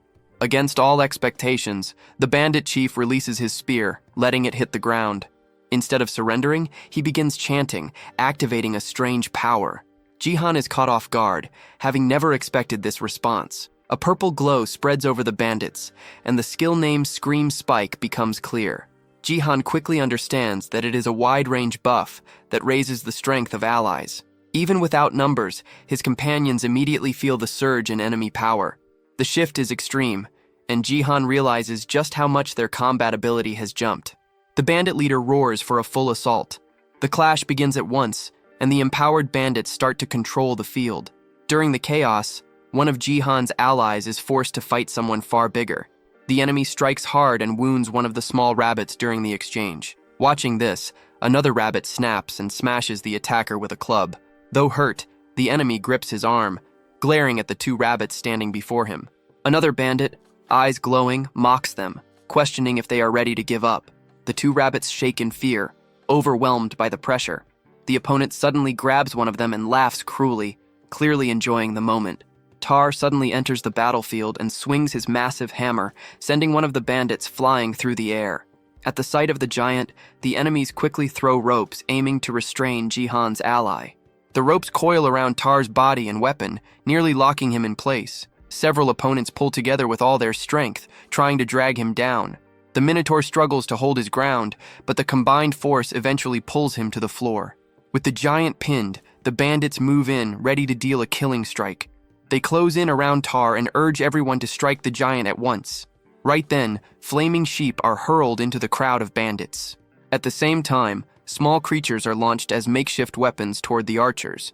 Jihan quickly understands that despite better gear and hard-earned experience, his side is losing control of the fight. Concern takes over as the white-haired boy searches the field for Rhea. Elsewhere, Rhea narrowly avoids a strike and counters by kicking an enemy's arm. She lands, only to find herself surrounded by several bandits laughing at her. Her breathing grows heavy, exhaustion clear as her enemies watch closely. With her face tight from fatigue, she bites her lip and braces herself for what might come. From a distance, Jihan sees that his ally has reached her limit. One of the bunny girls is struck as well, crashing to the ground and suffering severe injury. Jihan pushes himself up, realizing that if this continues, defeat is certain. With steady resolve, he decides the only way forward is to take down the enemy leader. Locked onto that goal, he spots the bandit boss shouting commands across the field. Nearby, one of the bandits moves in to finish Tar, but Jihan closes the distance. Seeing this, the white-haired boy calls out to his giant ally, who meets his gaze. In that instant, Jihan recalls a talk from before the battle. In that memory, he asks Tar to hold back his final form until receiving a sign. Returning to the present, the giant understands his master's intent and readies himself. One of the enemies yells in anger, urging his men to end the giant on the ground. Several henchmen lift their weapons together, preparing to strike. Jihan then gives the signal, shouting for Tar to unleash his power. The Minotaur rises as energy surges around him, boosting his defense and vitality by half. With his ally transformed, Jihan lets out a cry, and the two charge side by side. The white-haired boy knows they have only 3 minutes before the plan moves to its next stage. Their target is clear, and the bandit leader must be captured within that window. The enemy chief, however, shows no fear, and stands with a mocking grin. In answer, the giant roars, gathering strength for a decisive strike. With rage burning in his eyes, he lashes out using the whip fixed to his arm. The impact sends one henchman flying while screaming in pain. Still, the bandit leader calmly grabs the rope and orders the giant to stop. Ignoring him, the Minotaur leaps forward, fist raised to crush his foe. The enemy dodges swiftly, and the punch slams into the ground, kicking up dust. Wearing a smug expression, the leader mocks the giant for growing larger without real strength. Using that moment, Jihan bursts through the dust, launching an attack from behind. It becomes clear that the giant's assault was meant as a decoy, allowing Jihan to close the gap. In the next instant, Jihan feels a chill as he understands that the plan has failed. The bandit leader displays overwhelming power and flings the Minotaur aside without effort. Before the giant can rise, a heavy kick crashes into his body. The enemy then leaps high into the air, lining up a brutal finishing blow for Tar. Exhausted and hurt, Jihan can only watch, unable to save his ally. The villain slams down with immense force, smashing the ground and carving out a massive crater. He turns toward Jihan with a twisted grin, clearly enjoying the chaos. Gathering strength, he jumps again, aiming to crush the boy still on the ground. Elsewhere, Rhea shows her skill and quickly takes down another foe. At the same time, Jihan fails to evade and takes a crushing hit head-on. Rhea cries out in despair at the sight, even as blood runs from her wounds. Despite the pain, the white-haired boy refuses to give in. As he lies there, he recalls the moment he studied his own combat status. He knows his raw power is far below that of his two allies. Still, he stays down, aware that he has one last option left. With his face injured, he understands that against a human foe, he holds an edge. A screen appears before him, revealing his passive skill known as Physical Monster. His eyes glow as Jihan releases every bit of power he had kept hidden. This ability holds deadly strength when used against human enemies. Sensing the shift, the bandit leader freezes, caught off guard. When facing humans, all of Jihan's attributes surge by 200%. With this sudden boost, Jihan drives a devastating punch straight into the villain's face. Rhea freezes in disbelief at her master's sudden rise in power. Even the giant Tar is left stunned, unable to speak at what he witnesses. From above, the white-haired boy stands over the bandit leader lying on the ground. Jihan believes he hears something crack from the enemy's neck under the force of the hit. Yet to his shock, the bandit leader slowly pushes himself up, acting as if nothing happened. Blood runs down the villain's face as he wears a mocking grin, repeating that there would be no third victory. The look in his eyes is unstable and twisted. Jihan feels despair creeping in, struggling to understand how such a monster can be beaten. The bandit leader suddenly grips Jihan's fist with crushing strength. The pressure is overwhelming, forcing the boy down to one knee without any chance to resist. Jihan braces himself with one hand on the ground, completely overpowered. With firm resolve, he tells himself that he cannot fall now. Still, the enemy seizes his head, preparing to end it. Using all his strength, the villain smashes Jihan's face into the ground without mercy. Jihan struggles, but the grip pins him down completely. Wearing a cruel smile, the bandit leader lifts Jihan's face so everyone can see. He wants his allies to witness the defeat of the village leader. The others watch in despair, crying out for their chief. Even Tar stands frozen in shock, unable to do anything to save his master. At that point, the Minotaur calls out toward Rhea as she rushes in to save Jihan. Before she can reach him, one of the bandits raises a crossbow to block her path. An arrow strikes her leg, yet she keeps moving despite the injury. Gritting through the pain, she forces herself forward, focused only on helping her master. Jihan notices her approach and feels a surge of concern for her safety. With his face pressed against the ground, he desperately tries to warn her of the danger. The bandit leader, convinced time has run out for them, announces that the end has come. He raises his voice to the field, making sure everyone hears what he has to say. With clear satisfaction, he declares the conflict finished and claims total victory. To seal it, he gives a final command to his men to burn everything down. Pinned and helpless, Jihan can do nothing but watch in horror. The henchmen carry out the order, hurling flaming torches into the village. Fire quickly spreads through the crops and stored harvest. Nearby haystacks ignite almost at once. The flames reflect in Jihan's eyes as despair fully takes hold of him. Not long after, one of the village homes is completely swallowed by fire. A bunny girl cries out in panic as the blaze spreads unchecked. With chaos everywhere, the villagers start fleeing to escape the flames. The bandits enjoy the destruction, tossing more torches without restraint. Two residents stand frozen, watching the fire with no hope left. The villain makes it clear that war was never as simple as Jihan believed. He reinforces the truth that the losing side always loses everything. Elsewhere, several bandits mockingly bind a child from the Tar race. The giant is forced to watch as friends and family are taken one by one. Amid the disorder, a rabbit girl tries to help a friend injured earlier in the fight. The villain makes it known that Jihan's base, along with everything he built, will be wiped out. With a hand tightening around Jihan's neck, he continues to mock his defeat. He then lifts the boy off the ground, making it clear that even his life will be taken. Even wounded, Rhea witnesses everything, powerless and overwhelmed. Jihan struggles to break free, but the grip on his throat is far too strong. The bandit leader questions whether the boy still refuses to surrender, treating the battle as finished. Jihan, however, refuses to yield, holding on to the belief that he cannot lose. In that moment, a brief memory surfaces. He recalls a woman smiling gently at him. He remembers her wish for her son to form bonds and befriend a girl. He remembers his goal of returning to that time and destroying the human faction. Driven by that memory, He forces out his resolve, declaring that he will not stop until his ultimate goal is reached. With everything he has left, the white-haired boy unleashes his determination, refusing to give up. This sudden willpower leaves his allies stunned. The giant and the fox girl look toward him with renewed hope in their eyes. The villain reacts only with laughter, questioning what refusal alone could change. He makes it clear that Jihan's part in the war is finished. Pressing a dagger to the boy's neck, he signals that this is the true end. At that instant, a bright full moon shines directly into Ria's eyes. The bandit leader still holds Jihan in the air, ready to strike the last blow. Then, without warning, a blood-soaked hand slowly lifts from the ground, rising as if reaching out for help. The enemy leader freezes, his body locked in place as confusion takes over. At the same moment, Ria's hand begins to change, sharp claws forming at her fingertips. The white-haired boy turns his attention to her, sensing that something about her has shifted. He recalls how strange it always felt that others awakened through mana, while Ria never did. No matter how much mana she held, her power never surfaced. Even when facing death, she had never shown this form. In that instant, Jihan finally understands. Her race's awakening carried a strict limit. That condition was the full moon, whose light doubled all her abilities.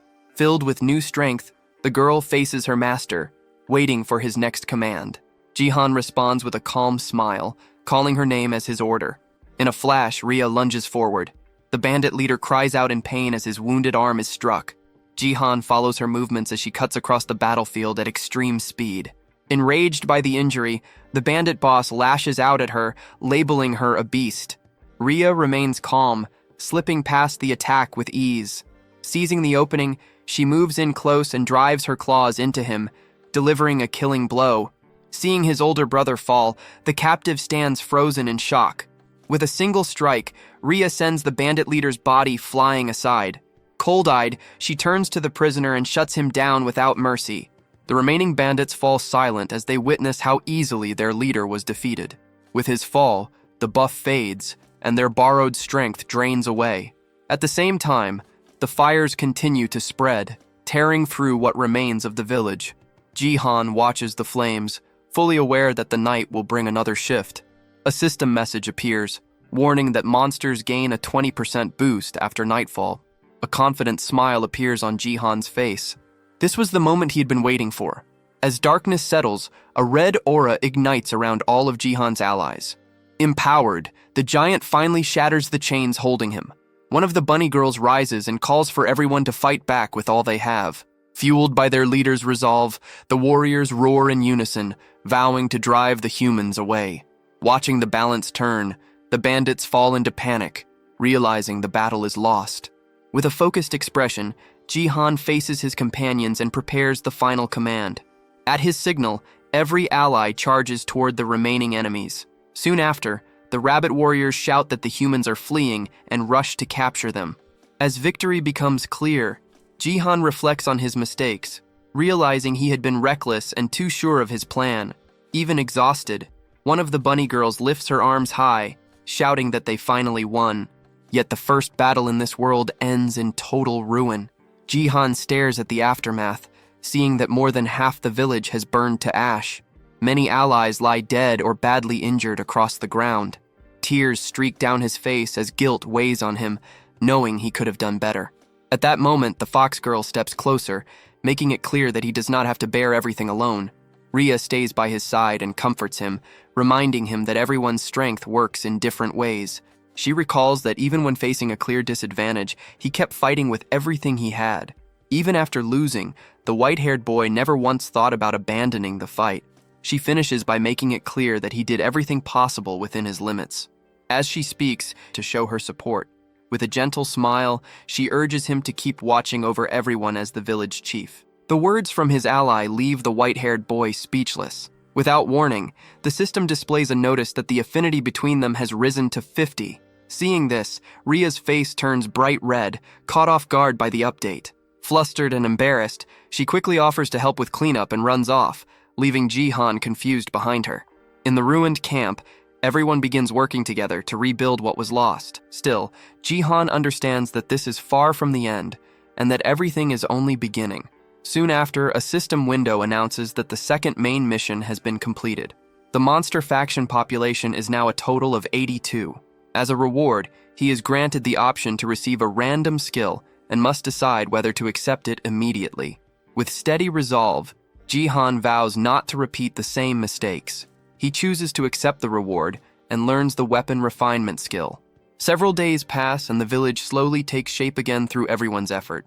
While working, Jihan hears Rhea calling out to him from the roof of one of the houses. He tosses a snack in her direction to pull her attention back. Smiling, she catches it mid-air and insists that her master should eat first. Jihan accepts the food, pleased at first, but his expression shifts when he realizes it is carrots again. Rhea explains that although the carrot fields burned, the stored food remained untouched. Confused, Jihan wonders why they are eating vegetables when they belong to the fox race.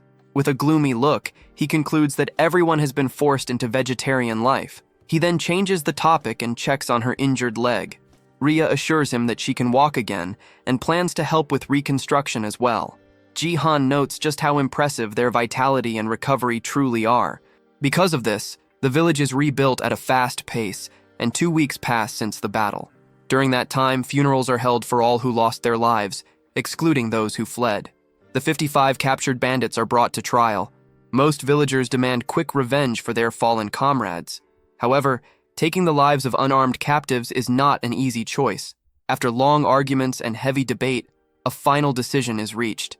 To everyone's surprise, the prisoners are released. Even so, they are not set free without consequence. Before sending them off by boat, a note is left identifying them as members of the Scream Spike Gang. Jihan explains that the sea is filled with dangerous monsters. If fate allows, they may reach the kingdom and face the punishment they deserve. Afterward, the white-haired boy reveals an important discovery. He learns that the bandits were searching for a specific item their leader desperately wanted. By chance, the house of one of his allies survived the fire. Curious about the object, Jihan decides to activate the Eye of the Ruler to investigate further. Using his vision, he quickly identifies the objects as enhancement stones of different ranks. His attention then locks onto a green stone glowing softly on one of the tables. To his surprise, the system identifies it as a B-rank enhancement stone. The white-haired boy cannot help but wonder what these stones are and why they ended up inside his ally's home. Before he can think further, a large bag suddenly drops from the ceiling, landing right in front of them. When he opens it, shock hits him as he sees it packed full of enhancement stones. Left without words, he questions what kind of luck could cause something like this. At that moment, a realization strikes, and his gaze slowly moves upward. What he sees leaves him stunned. The ceiling is covered with bags identical to the one that fell. The sight overwhelms him as he tries to understand how such fortune could exist. His surprise quickly turns into panic as a troubling thought crosses his mind.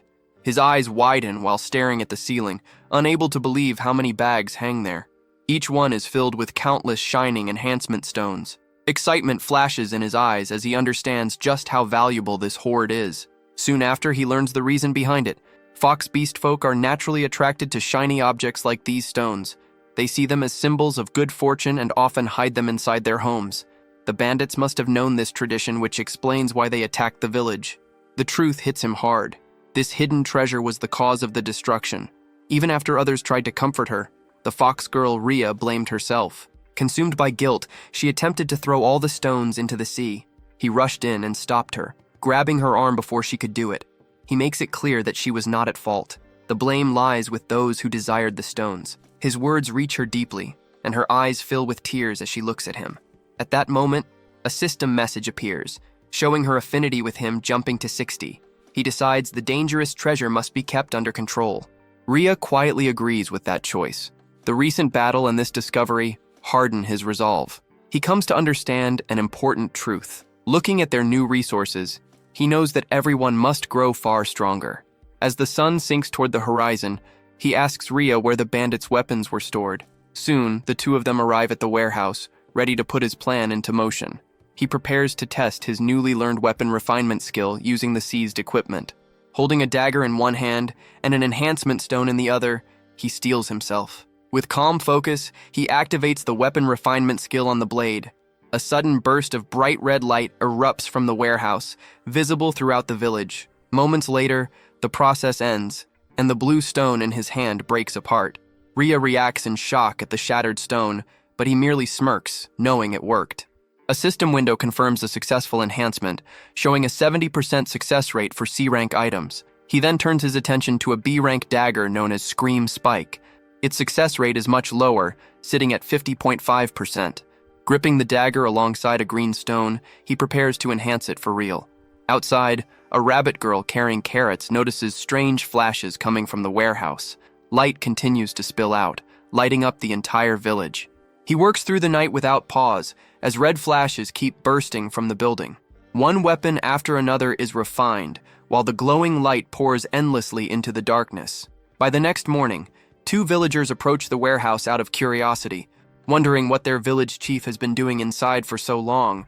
Ria also wakes up with a wide yawn, confused about why he is still locked in the warehouse. She walks in and finds him seated on the floor, surrounded by dust from more than 2,000 shattered stones. Ria immediately recalls that he was supposed to throw the stones into the sea, not use every single one of them. Anger flares as she realizes what he did. Furious over her destroyed lucky treasures, she grabs his head in frustration and shakes him. In the middle of it, he quickly stops her and explains that the enhancement was successful.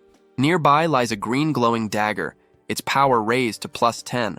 He makes it clear that it took 10 stones to fully upgrade the weapon, with every attempt succeeding. He then gestures to a massive pile of glowing weapons around him, all successfully enhanced due to their low rank. Even Tar's hammer was improved, its attack power rising by a large margin. Ria, however, cannot see much difference at a glance. Jihan, covered in dust, suddenly sneezes hard. After wiping his nose, he complains that the only obvious change is how thick the dust is in the air. At that moment, Tor arrives. Jihan has him test the upgraded weapon. The massive warrior grips the handle of his hammer and immediately feels the altered balance. His eyes sharpen as he senses the power now flowing through it. With a loud roar, Tor lifts the hammer over his head, ready to test its force. He confirms that it feels much heavier than before, yet still easy for him to use. Though the hammer remains a C-rank item, its attack power now exceeds that of the B-rank dagger. Ria watches with a puzzled expression, noticing that Jihan looks both pleased and troubled. His thoughts drift to his own S-rank weapon, the magic sword Hellbringer. He lets out a quiet sigh, admitting to himself that since he cannot use magic, the sword is useless for now. The scene then shifts to the human faction's kingdom, which appears calm and orderly. 2 individuals stand on a balcony, questioning why they were instructed to leave a massive pit in the ground untouched. Nearby, a blue-haired girl feels a strange and dark presence rising from the hole. Without warning, a terrifying scream echoes from deep below. Far underground, a warrior clad in golden armor strains to pull a massive sword from the earth. Dark purple energy coils around the blade as his tattooed hands grip it tightly. His eyes glow with raw focus as he channels all his strength into the effort. At last, the sword breaks free from the ground. A sudden pulse follows, leaving him uncertain about what just occurred. One of the men nearby is stunned, remembering that even Sir Ares at full strength could not draw the blade so easily. This realization makes the situation far more dangerous. The warrior, Ares, remains silent. He stares at the ominous sword now in his grasp, his expression grave. Back in the monster village, Jihan suddenly receives a system alert for the 3rd main quest. The mission demands the expansion of the monster forces. His population must grow from just over 80 to a total of 1,000. At the same time, a new party system unlocks. It allows groups of up to 4 members to form parties, granting shared experience and synergy bonuses. He sees the system as something close to an adventure mode from games and begins to plan the best possible party setup. With renewed focus, he informs his companions that they should head out and gather nearby monsters to join their side. However, the Minotaur Tar makes it clear he will not go, judging it wiser to remain behind and guard their home warren. The young leader quickly accepts that Tar is right. Taking the strongest fighters away would leave the village wide open to attack. This is not a game, and failure here carries real loss. If Warren is destroyed, the mission itself loses all meaning. He understands that full party synergy requires filling all 4 slots. At the same time, the village must stay protected. With Tar staying behind, he scans the remaining villagers, searching for possible companions. He looks over the beast folk one by one. Most of them are ordinary villagers, not battle-tested fighters. As they move about their work, their stats appear mostly the same, offering little guidance. The choice becomes harder than expected. Once his thoughts settle, the young leader approaches Tar and quietly shares his plan. The giant then gathers everyone together and announces that there are 77 beast folk present, not counting the leadership. Jihan watches with a steady expression, fully aware that he cannot choose carelessly for such a critical mission. He sits at a table beside Rhea, who struggles to stay awake, and prepares to begin what he calls an audition named Show Me the Ability 77. Tar steps forward and explains that everyone must demonstrate their usefulness. From the 77 candidates, only the most capable will earn a place in the 4-person expedition team. The Minotaur calls for the first group, numbers 1 through 4, to step up. Ji-Han makes it known that he is seeking someone with strong resolve, fit for exploration and carrying unique abilities. The first applicant can only shift nervously, unable to speak clearly. After hesitating, he admits he prefers to stay in Warren. The village chief immediately dismisses him without hesitation. The next group claims they need to remain behind to plant carrots together as part of village life. Jihan's patience begins to wear thin as serious candidates fail to appear. He motions Tar closer and quietly gives him new instructions. The Minotaur listens and nods, understanding at once. Turning back to the crowd, Tar announces that only those who truly want to take part should stay. After hearing this, most villagers turn around and leave. What remains is a much smaller group. Tar reports that the candidates have been narrowed down, and Jihan is clearly satisfied. With fewer people present, Tar calls forward the first applicant. A single rabbit girl steps out from the group. The tryouts take place inside a partially built structure in the village. The young rabbit girl starts to speak, her voice shaking as she attempts to introduce herself. Then, without warning, her timid behavior disappears, surprising both Jihan and Rhea. She introduces herself as Rain and claims she can manage anything, from cooking to scouting. As Jihan weighs her words, Rhea immediately raises her hand, clearly supporting the girl. Rain goes further, stating she would dedicate her life to the mission if chosen. Jihan shows no strong reaction. He quickly dismisses her for the moment and signals for the next applicant. With a simple gesture, he marks her attempt as a failure and moves on. As Rain breaks down in tears, Jihan signals Tar to bring in the next participant. He then makes it clear that the auditions have already ended. Rain was the only person who applied. The truth leaves her frozen in shock. Jihan is equally stunned, realizing that only one candidate stepped forward for such an important mission. With that, the Lizard Expedition team is officially formed, their objective set on locating and recruiting the legendary lizard tribe. However, the moment the word lizard is mentioned, the rabbit girl stiffens. Fear washes over her as the meaning sinks in. She grows uneasy, realizing he is referring to the terrifying lizard tribe, and admits she was too nervous to fully hear the details earlier. A memory surfaces from just before the auditions began. Jihan had asked his advisors where monsters could be recruited. Tar explained that the previous village chief had been sleeping deeply since right before the battle. Jihan was shocked to learn the old leader had been unconscious for an entire month, making him impossible to consult. He had no choice but to abandon the idea of asking about nearby tribes. Tar then revealed another harsh truth. Repeated human invasions had already wiped out all nearby monster villages.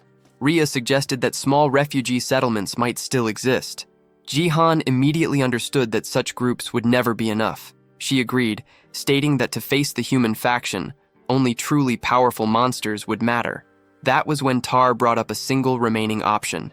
There was one strong tribe that had not submitted to the humans. However, he warned that they were extremely hostile and refused alliances of any kind. This formidable race was the lizard tribe, living deep within the swampland north of Warren. The swamp was described as dark, dangerous, and avoided by most creatures. Tar confirmed that the lizard tribe was likely the strongest race in the region. Their presence was so feared that even monsters went out of their way to avoid crossing their land. Ji-Han listens without interruption. He already understands the situation. From his knowledge of the game, lizardmen were monsters that appeared around Wave 30. Their power was overwhelming, not just to monsters, but to humans as well, especially at this early stage. Only 2 weeks had passed since the first wave. Recruiting monsters meant for Wave 30 would completely change everything. Returning to the present, Jihan asks Tar for the exact location of the lizard tribe. The Minotaur hands over a rough map, explaining they must cross 3 mountains and a river to reach a hidden valley. On paper, it looks close. In reality, Jihan is already exhausted and cannot even see the first mountain yet. As he struggles forward, Ria happily finds a DE rank enhancement stone hidden in the grass, showing no sign of fatigue. Rain, meanwhile, carries a heavy pack, refusing to fall behind. She is determined to be useful on this journey with her village chief and his strongest warrior. A strong sense of resolve fills her as she pushes herself, eager to prove her worth. Jihan complains about how far they still have to go. To Rain, this feels like her moment. She pulls out a book packed with scouting records, confident she can locate their position exactly. But before she can explain anything, a loud roar echoes from a nearby mountain. In that instant, she realizes she spoke too late. One of her companions urges her to move faster, saying that once they pass the first mountain, the rest of the journey will go quickly. Rain tightens her fists, reminding herself that she must prove her value, even if it requires patience. After a long trek, the group finally reaches a narrow mountain pass, only to find the road ahead completely blocked. A rock slide seals the path. The moment she sees it, Rain's eyes light up. Clearing blocked paths is one of the rabbit beast folk's strengths, and this is her chance. Confidence shows on her face as she steps forward, determined to demonstrate her worth and awaken her ability. Just as Rain ascended into rabbit form, Ria easily destroyed the rock with a single kick. Thus, Rain's chance to prove himself was annihilated. Ria and Jihan advance, and noticing Rain's pause, Ria looks back. She sees Rain transformed and questions the reason.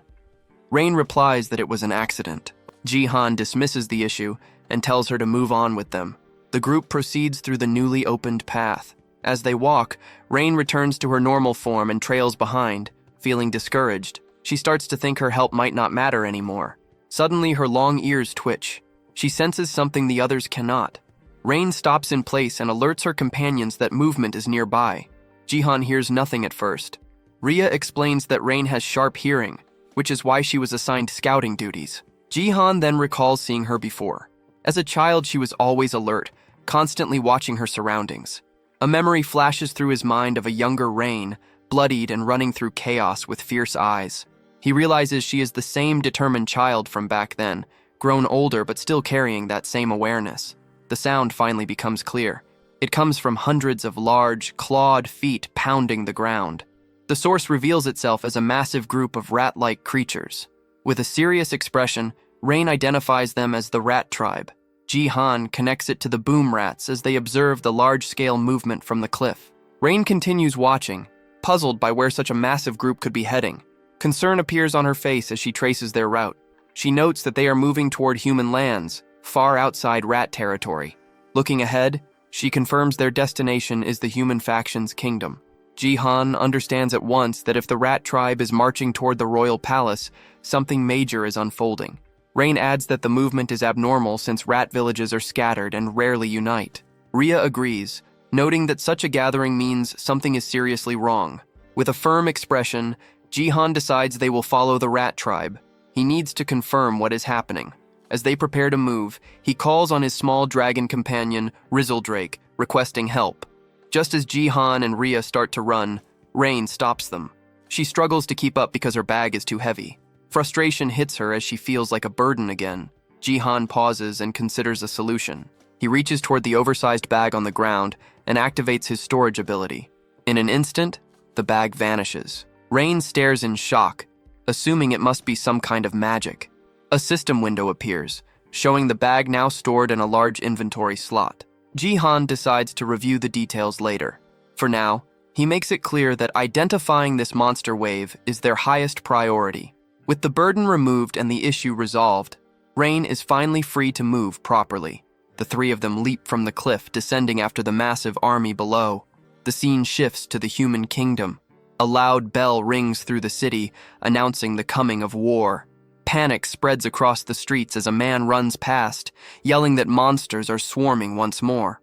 In response, armored knights quickly form ranks and begin marching through the city. Their commander, the warrior Ares, drives them forward, aware that nightfall is near. Citizens line the streets, shouting for Sir Ares to defeat the monsters and keep them safe. Amid the crowd, a young girl asks her mother why monsters continue to attack. The woman explains that monsters are violent and irrational beings, and that humanity must grow stronger to survive. Close by, A blonde female knight listens silently, her expression cold and resolute. Elsewhere, the small red dragon Resildrake flaps its wings wildly, struggling to stay in the air. Watching from below, Rhea points out that they seem to be drifting the wrong way as both the leader and the dragon slowly descend. Jihan realizes he has reached his limit and may be too heavy for the small dragon to carry. Feeling apologetic, he accepts that they should descend more carefully from here on. Suddenly, Resildrake lets out a roar and loses all strength at once. Shock floods Jihan's face as they drop straight down. He screams as they fall, while his companions on the ground shout his name and rush after them. Their shadow stretches across the land below, growing larger with terrifying speed. A violent crash follows, as a massive cloud of dust and debris bursts outward on impact. At the center of a deep crater, Jihan sits clutching the dragon, checking if it is still alive. Relief washes over him when he sees Resildrake appears unharmed. He rises slowly, grateful for their endurance, but confusion sets in as he tries to figure out where they landed, assuming it must be near the kingdom.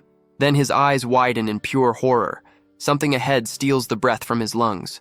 Rhea and Rain finally catch up, calling out to their village chief Jarun and asking if he is all right. Seeing his frozen expression, they ask what is wrong. He does not answer immediately. Jihan stands still, staring forward, unable to pull his gaze away from what lies before them. The ground ahead is covered with the bodies of the rat tribe. He confirms that every one of them is dead. The three stand in silence, overlooking a valley filled with death and ruin, trying to understand what could have caused this. As he examines the corpses, Jihan notices that most were killed by deep cuts and stab wounds from sharp weapons. His expression hardens as realization sinks in. This is the second time he has witnessed such a massacre. Once again, he finds himself standing before a field of lifeless bodies. The sight brings back a memory of the past, when he once stood before a shattered portal, surrounded by death and ruin. An image of his younger self flashes through his mind. Since arriving in this world, death has become a familiar presence. Back in the present, he finds it strange that the scene stirs no emotion in him, as if this kind of horror has always been normal. Rain covers her mouth in shock, recalling that she heard footsteps running from another direction only moments earlier. Without warning, a weak cough breaks the silence. The group quickly notices a lone survivor lying among the corpses. Jihan immediately signals Rain to bring her herbs. She responds at once as they hurry toward the injured figure. Kneeling down, she applies a healing salve to the wound. The rat creature offers a faint thanks, barely able to speak. Rain presses for an explanation, but the survivor hesitates, still shaken. Everyone gathers around him, waiting quietly as he stares at them with terror in his eyes. A memory grips the survivor. He recalls the face of a human warrior, a terrifying man marked by a single glowing blue eye. Trembling, he manages to say the word humans before his body locks up in rage and grief. Suddenly he screams in agony and lunges toward Rhea, accusing humans of slaughtering his people. Rhea stops him with ease, restraining him before he can strike. She forces him to look closely at them and settle down. The survivor turns his gaze to Jihan, confused. He notes that Jihan looks human, yet something about him feels monstrous. Rhea assures him that Jihan is not like the others.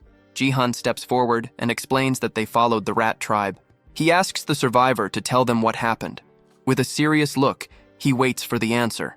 The rat creature lowers his head and recalls how they were attacked by humans in armor. They were knights from the human kingdom. Hearing this, Jihan's eyes narrow as the weight of the truth settles in. A memory unfolds, showing the rat tribe facing rows of knights. The attack came without warning. The survivor remembers their leader giving an order, but his words are drowned out by screams and steel clashing. The scene turns brutal. Knights tear through the rat tribe without mercy. The rats are cut down one after another, unable to fight back. As his story ends, the survivor explains that the humans killed them all for no reason. Jihan and the others are left shaken. The vision shifts again. A rat messenger races through the darkening sky, flying with urgency. He lands roughly before the rat leader and delivers his report. 8 villages have already been wiped out by humans, his eyes burning with fury. The rat chief explodes in rage, questioning what crime his people committed to deserve this. He declares that they cannot endure it any longer. At the same time, atop the walls of the human kingdom, a commander orders the archers into position. Ares stands prepared beside the female knight. Together, they provoke the approaching monsters, daring them to come closer. The rat leader swells with rage, vowing revenge for every fallen comrade. A massive force of monsters from many tribes roars in response. United by fury and despair, the horde surges forward, charging straight toward the gates of the human fortress. Back in the present, the survivor explains that he was able to figure out the humans' motive by observing one specific man. This knight wore a ring on his lip and carried a look filled with hatred. Through him, the true reason behind the massacre becomes clear. The survivor remembers that knight walking calmly across the battlefield, paying no attention to the chaos or the dying around him. All the killing happened for one simple reason. He bent down and picked up a small purple stone from the ground. Jihan's expression hardens the moment he understands what it was, an A-rank enhancement stone. As night falls over the human kingdom, the sky sinks into a dark, heavy blue. The female knight watches the horizon and notes that the sun has fully set. This marks the start of the battle. The rat army's eyes ignite with purple light as darkness strengthens them. A system notice explains the change. All their stats increase by 30%, but their ability to think clearly disappears. From the castle walls, the human commander gives the order. Archers unleash a massive wave of arrows, blackening the sky as they fall toward the charging monsters. The arrows strike deep, piercing rat after rat. Even so, driven by rage and empowered by night, the horde keeps moving forward. The commander then shifts tactics and orders the archers to focus on the monster at the front. A warrior steps forward on the wall, raising a shining golden sword. He prepares a skill and releases a vast wall of fire. Flames surge outward, cutting off the monster's path. The rat leader stares into the fire, purple eyes glowing, showing no fear as the attack reflects back at him. Back in the present, the survivor completes his account. He explains that he used what little strength remained to confront the humans. A memory plays out of him standing weakly before the knights, begging them to stop the slaughter. He remembers clenching his teeth, forcing himself to show resistance despite pain and fear. The human knight simply turned away. He left without a second glance, abandoning the dying rats as if they were worthless. The survivor realizes that once the humans obtained what they wanted, the rest no longer mattered. Jihan listens without speaking. He feels no rage, only understanding. To him, this is simply how the world operates. His mind drifts back to his school days. He remembers being bullied, surrounded by classmates who only cared about using his father's influence for their own benefit. They pressured him, questioning why they had ever treated him kindly if he could not give them anything in return. He recalls how everyone was always measuring profit and loss, pretending not to see the truth. That lonely realization still lingers deep in his mind. From it, he learned one thing clearly. Humans will always put their own interests first, no matter the cost. On the battlefield, the human commander orders his archers to kill everything in sight as arrows continue to fall. Amid the fire and steel, one rat warrior pushes ahead with unbroken resolve. Spotting the leader of the rat tribe, the humans on the walls shout for every weapon to be aimed at him. The Rat King surges ahead, forcing smaller rats in front of him to block the endless rain of arrows. The female knight watches the advance, her face hard and focused. Arrows bury themselves into the Rat King's body, yet he ignores the wounds and pushes on toward the gate. His resolve is absolute. He intends to make the humans feel the pain and will of his tribe, even if it costs him his life. A bright blue energy begins to spark and gather around his body as he prepares a final move. He channels everything he has left, preparing to carve his tribe's suffering into the humans. The stored power is released toward the castle wall. The human commander, Ares, stares in disbelief. Understanding what is about to happen, soldiers on the wall panic, realizing the Rat King is about to self-destruct. Fear spreads as they try to pull back from the gate. The blue energy swells, seconds away from wiping out everything nearby. With his final breath, the Rat King dedicates his life to peace, a desperate sacrifice for his people. At that moment, the female knight draws her blade. She prepares her own skill and strikes. A beam of pure light erupts from her sword, colliding with the Rat King's attack. She activates her light sword dance, a flash strike meant to counter the explosion. The Rat King's eye twitches. In his final moments, he realizes with bitter clarity that his sacrifice will change nothing. A massive blast erupts at the castle gate, sending a shockwave across the battlefield. Far away, Jihan's group hears the explosion. Rhea confirms she heard it as well. Jihan explains that the Rat King was a boom rat, also known as a suicide rat, and that it just used its ultimate skill. The lone survivor watches in heavy silence, knowing the battle is over and his people are gone. Ji-han reflects on his knowledge from the game. By the 6th wave, boom rats were nothing more than minor threats to a single S-rank knight. Even if the self-destruction had fully succeeded, it would have only damaged the outer walls. The sacrifice was pointless. He wonders if the rats knew they would die and still chose to fight, simply to show the humans their pain and resolve. His teeth grind as he remembers that many of those killed were women and children who never fought at all. Ji-han recalls Tar explaining why there were no strong male beast folk left in their village. The men had marched toward the human kingdom, swearing revenge, and never came back. Their families were left behind. Only now does Ji-han fully understand. The monster attacks were not meaningless chaos. They were a direct result of human greed. A memory surfaces of the king telling him not to worry and to simply follow orders. Ji-han clenches his fist, realizing that accepting that offer would have made him part of the same problem. He lets out a slow breath, feeling calm about his choice, even though his faction has changed. He knows he is still human. Like anyone else, he moves for his own reasons. His faction's goal is the destruction of the human faction, but his true drive is simpler. He wants to protect those he cares about. Turning to his companions, he admits that he never explained the real reason for seeking out the lizard tribe. His goal is to unite them and grow stronger, not just to survive, but for something larger. He makes one thing clear: the monster waves are not random. They are the result of unchecked human slaughter. If nothing changes, the killing will only stop when no monsters remain alive. With a renewed resolve, Ji-han sets his goal. He will bring down the entire human kingdom before they can erase every monster from the land. His expression hardens with grim resolve as he accepts the role waiting for him in the coming war. He looks over his companions and makes it clear that reaching this goal will require their strength. The barren land around them reflects the recent tragedy, a harsh reminder of what is at stake. He explains that the path ahead will not be easy, but destroying the human faction is the only way they can survive. Rhea answers first, making it clear she always sensed that his hostility toward humans matched her own. She recalls the fight against the bandit leader, remembering how he refused to give in even when defeat seemed certain. Rhea follows, stating that a small village alone will never be enough. She agrees that to challenge the human faction, they must unite powerful monsters like the lizard tribe. Rain then steps forward. She speaks of Warren, where everyone watched their families die at the hands of humans. Memories of chaos and blood flood back as she recalls friends falling before her eyes. A brief vision shows a rabbit beast folk holding an injured companion as flames consume their village.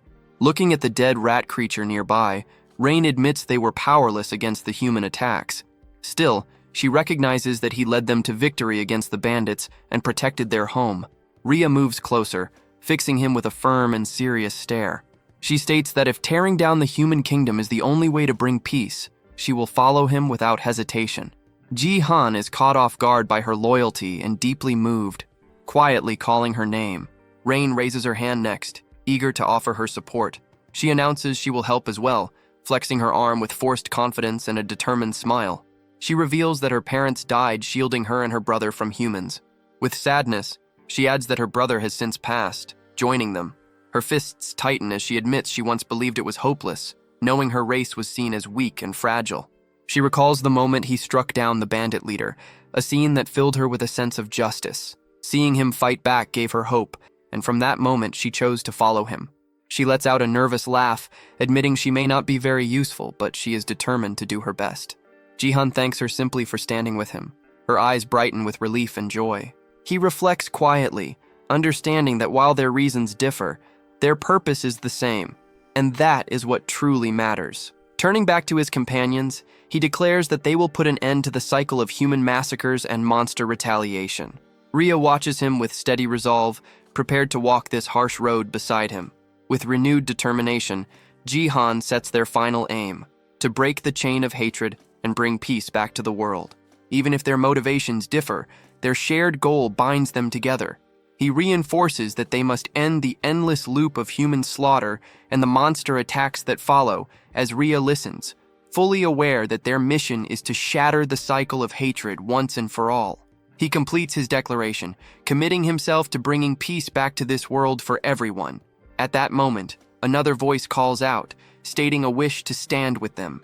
The remaining survivors of the rat tribe slowly step out from the shadows, moving through the field of bodies. They gather before the group, asking to join their side as more survivors reveal themselves one after another.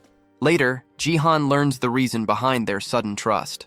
The cautious rats had been listening to the entire conversation from a distance. One especially large rat steps forward, its size catching Jihan off guard. Ria immediately begins treating the wounded survivors, signaling the large rat covered in bandages to wait. Once the injured are cared for, they hold a quiet ceremony to burn the bodies of the fallen. At the same time, the human kingdom has already pushed back the sixth wave and begun clearing the battlefield. Knowing they are running out of time, Jihan understands they must reach the lizard folk before the kingdom grows even stronger. The next morning, sunlight rises over the land, marking the beginning of a new journey. Jihan hands the new rat tribe chief a map, instructing him to search for Taro in a cave while the group is away. As the expedition departs in search of the lizard folk, the new chief watches them leave, map in hand. He looks down at the rough, childish drawing, completely confused by it. A system window appears, confirming the addition of 67 new members and updating the quest progress. After parting from the rat tribe, the group heads toward the swamp, where the lizard folk are said to live. Along the way, they stop at a river. While his companions play nearby, Jihan suddenly sinks beneath the water. He flails desperately, calling for help as the others rush in. Realizing the detour has taken its toll, they pull him out and press on his stomach until he coughs up the water he swallowed. Despite the harsh journey, they continue making progress toward their goal. Later, they encounter a wild goblin standing guard at the entrance of a cave. Jihan decides to recruit it, handing over the same crude map he previously gave the rat chief. The goblin stares at it in total confusion. A system notification appears, confirming the successful recruitment of 40 goblins into his faction. They soon encounter the Taro tribe, and Rain is surprised to recognize the muscular beastmen she once knew. After another successful recruitment, 12 more members join the growing faction. Their journey is suddenly halted by the appearance of a massive, squishy blue slime. Jihan is stunned to realize it is the Slime King, the boss of the seventh wave, leading its kind straight toward the human kingdom. He runs forward and spreads his arms, desperately trying to stop them. The Slime King continues moving and absorbs Jihan into its soft body. He struggles inside before pushing himself free, warning that heading that way will lead to their deaths. It turns out the slimes had lived peacefully in a cave near the river until humans forced them out. They were simply migrating to find a new home, unaware their chosen path would lead to destruction. Jihan offers them another route to a much larger cave, showing the Slime King his simple map. After a long discussion, he finally convinces the slimes to follow him instead and join his faction. His faction count surges by 793 members, leaving him only 6 short of his goal of 1,000. As the sun sinks low, Jihan is completely worn out, complaining that he cannot take another step, and Ria agrees with him. Just as they consider stopping altogether, Rain notices something in the distance and points it out with excitement. The group looks ahead and sees 2 massive mountain peaks outlined by the setting sun. Standing at the edge of a cliff, they realize they are finally close to the land where the lizard folk are said to live. Jihan's stomach growls loudly, and he decides they should rest for the day and eat something. Hearing his complaints about hunger, Rain treats it as her chance to be useful. She eagerly pulls out a bag, proudly revealing that she carried fresh food all the way from Warren. When she opens it and reveals a bundle of carrots, Jihan groans in disappointment at seeing the same meal again. He grumbles that he is sick of carrots and wonders if there is anything else edible in such a large forest. Ria quietly extends her hand, offering him something she gathered nearby. He looks down and recognizes the small red fruits resting in her palm as wild berries. He eats one, and his expression changes immediately as the sweet taste spreads across his tongue. Relief and joy wash over him as he enjoys real sweetness after so long. He asks Ria if she already knew about the berries, and she confirms it casually. Rain then suggests cooking the carrots instead of eating them raw. Excited by the idea of a warm meal, Jihan agrees without hesitation, which makes the bunny girl beam with joy. Before long, a familiar and comforting smell drifts through the air as food simmers over the fire. Rain presents a large steaming pot, clearly proud of her work. Jihan is shocked to recognize the dish as soybean paste soup, and both he and Ria find it surprisingly delicious. Curious, he asks where she got the soybean paste. She explains that cooking is her hobby and that she made it herself. Suddenly, Jihan calls out to Rain after noticing something strange. He wonders if she just bit into a rock. She nervously explains that she sensed something moving in the darkness. At that moment, a new scent draws her attention, and she turns her head with a confused look. Two enormous ogres step out from between the trees, one of them muttering that he also bit something hard earlier. Rain finally notices the towering figures behind her and lets out a scream in terror. She shuts her eyes and braces as one massive green hand reaches down toward her. Instead of attacking, the ogre ignores her completely and bends down to pick up one of the carrots lying on the ground. Jihan watches closely and notices that both ogres are covered in scars and fresh wounds. He realizes they were drawn in by the smell of food, not looking for a fight. One of the ogres stares at the soup pot, sniffing the air with open curiosity. Trying to gather her courage, the bunny girl lightly pushes against the giant's leg to get its attention. The creature crouches low, eyes locked on the pot, while Jihan looks on in confusion. Suddenly, the ogre reaches straight into the fire and grabs the pot with its bare hands. A second later, it drops the pot and screams in pain, shaking its badly burned hands wildly. Jihan watches the scene in silence, wondering how creatures with such low intelligence manage to survive at all. At the same time, he begins to rethink his plans about recruiting ogres. As the creatures bend down and start eating the spilled soup, Jihan lets out a tired sigh, worried this unexpected stop will slow them down. Deciding to judge them properly, he activates a skill, and a purple mark glows inside his eye. The result shocks him. Both ogres are high-level B-class monsters, far more dangerous than they appear. Showing surprising strength, one ogre casually lifts the still hot pot again, ignoring the heat completely.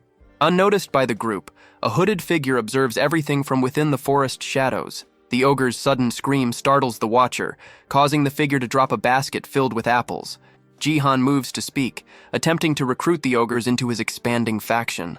Before he can finish, Rhea suddenly grabs his arm, her expression tense as she senses danger. In the next instant, she moves. Rhea jumps forward and blocks a sudden strike from the hidden observer. Her claws snap out as she stops the attacker's blade head-on, demanding their identity. Jihan freezes as the hood falls back, revealing long, sharp ears. He realizes at once that the attacker is a dark elf, a race he believed no longer existed. The elf raises a hand, dark energy swirling tightly around it as a twisted spell forms. With a quick motion, the stranger touches Rhea's shoulder. The magic activates instantly. Darkbind surges through her body, locking her in place. Rhea cries out in rage, struggling, but her body refuses to respond. The dark elf lunges forward, sword aimed straight at the now defenseless Jihan. He shouts Rhea's name, panic clear on his face as the blade closes in. Without hesitation, he activates his abyss slot. Purple energy wraps around his hand, forming a blade just in time. He blocks the strike, steel and energy colliding in a spray of sparks. The elf recoils slightly, stunned by the weapon. An overwhelming magical force radiates from Jihan's blade. Jihan tries to understand why they are under attack, but the elf throws the same question back at him. The response leaves him completely lost. The dark elf tightens their grip and moves again. Their weapons clash once more as the fight turns serious. Jihan struggles to keep up, the elf's skill and raw power pushing him hard. The elf blocks his strike cleanly, their swords locking together. With brute force, the attacker breaks the bind and lifts their sword again. Jihan recognizes the posture instantly and prepares himself. A wave of dark energy erupts. Dark slash tears forward, ripping through trees and ground alike. Jihan barely avoids it. The attack crashes behind him, splitting the earth open in a violent explosion. He turns just in time to see the deep lie in the ground left behind. Breathing heavily, Jihan steadies himself, weapon ready. Across from him, the dark elf stands with blood running down their face. The elf is clearly shocked he survived the attack, but quickly suppresses the reaction. Jihan again demands an explanation. This time, the elf accuses them of harming the ogres. The claim leaves Jihan stunned. He struggles to understand what the elf means. Then he remembers. The wounds covering the ogres' bodies when they first appeared. The dark elf points sharply at one ogre, demanding an answer for its burned hands and earlier scream. Jihan hurriedly tries to explain that the ogre burned itself by grabbing the hot pot. The explanation only makes things worse. The elf twists his words, fury rising, and brands him a liar. Desperate to clear up the misunderstanding, Jihan turns to the ogre and seeks confirmation. He asks the creature directly whether his group caused those injuries, and the ogre denies it. Ji-han then faces the elf again, presenting the ogre's response as proof they were innocent. The elf remains unconvinced and questions the ogre once more, asking if Ji-han's group was responsible for the harm. The elf accuses Ji-han of taking advantage of the ogre's low intelligence, refusing to accept his explanation. The clash resumes as their weapons collide again, the fight growing more intense. Ji-han moves with raw frustration, dark energy flaring around his blade as he yells, trying to force the elf to listen. The attacker's eyes widen when Ji-han swings his energy-infused weapon. The strike lands cleanly, tearing into the elf's shoulder as Ji-han shouts his innocence. A strange sensation spreads through him, and he realizes the blow was a critical hit. Blood splashes onto the grass, confirming how deep the wound is. The elf staggers back, gripping the injured shoulder and admitting the attack carried unexpected power. From the side, Rhea watches while still bound, straining against the magic holding her in place. She senses the spell weakening and knows her chance to break free is close. Before anything else can happen, the elf moves faster than sight, appearing behind Ji-han in an instant. Darkbind is cast again, freezing Ji-han where he stands. Rhea sees the spell take effect and warns him not to move, knowing he is fully exposed. The elf explains that their village follows a rule, granting offenders one chance to confess. They demand he tell the truth and seek forgiveness from the ogres for attacking them. Ji-han, filled with frustration, insists this is exactly what he has been trying to do as his eye glows red. The elf hesitates, startled by the sudden and threatening change in Ji-han. Breaking through the paralysis, Ji-han lunges forward, declaring his innocence one last time. He strikes the elf down, and one of the ogres calls out the attacker's name, Leo. Leo collapses on the ground, admitting they lowered their guard and never expected resistance. Staring up at Ji-han, Leo begins to wonder if this human might actually be stronger. Grinding his teeth, the elf is left stunned and furious by the unexpected defeat. At that moment, Rhea finally breaks free of the binding magic. She grabs the elf from behind and locks him in a chokehold, warning him not to make sudden moves. Ji-han recalls that the dark elf's binding skill has a perfect success rate on lower-grade targets. However, he also knows its effectiveness drops sharply against equal or higher grades. This is why he checked his own stats when he first entered this world. His attributes were heavily focused on critical rate and critical damage, an unusual build. More importantly, his status window showed no grade at all. He concluded that this meant his grade was at least A rank, possibly higher. That explained everything.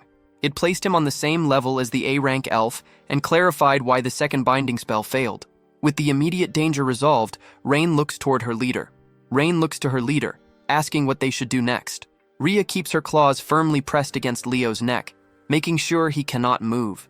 Leo's thoughts drift back to the day he left his home, swearing he would return as a great warrior. Now, lying restrained, he feels nothing but failure. Ji-han steps closer and calmly signals Rhea to let the captive go. He reaches out and places a steady hand on Leo's shoulder, urging him to trust him.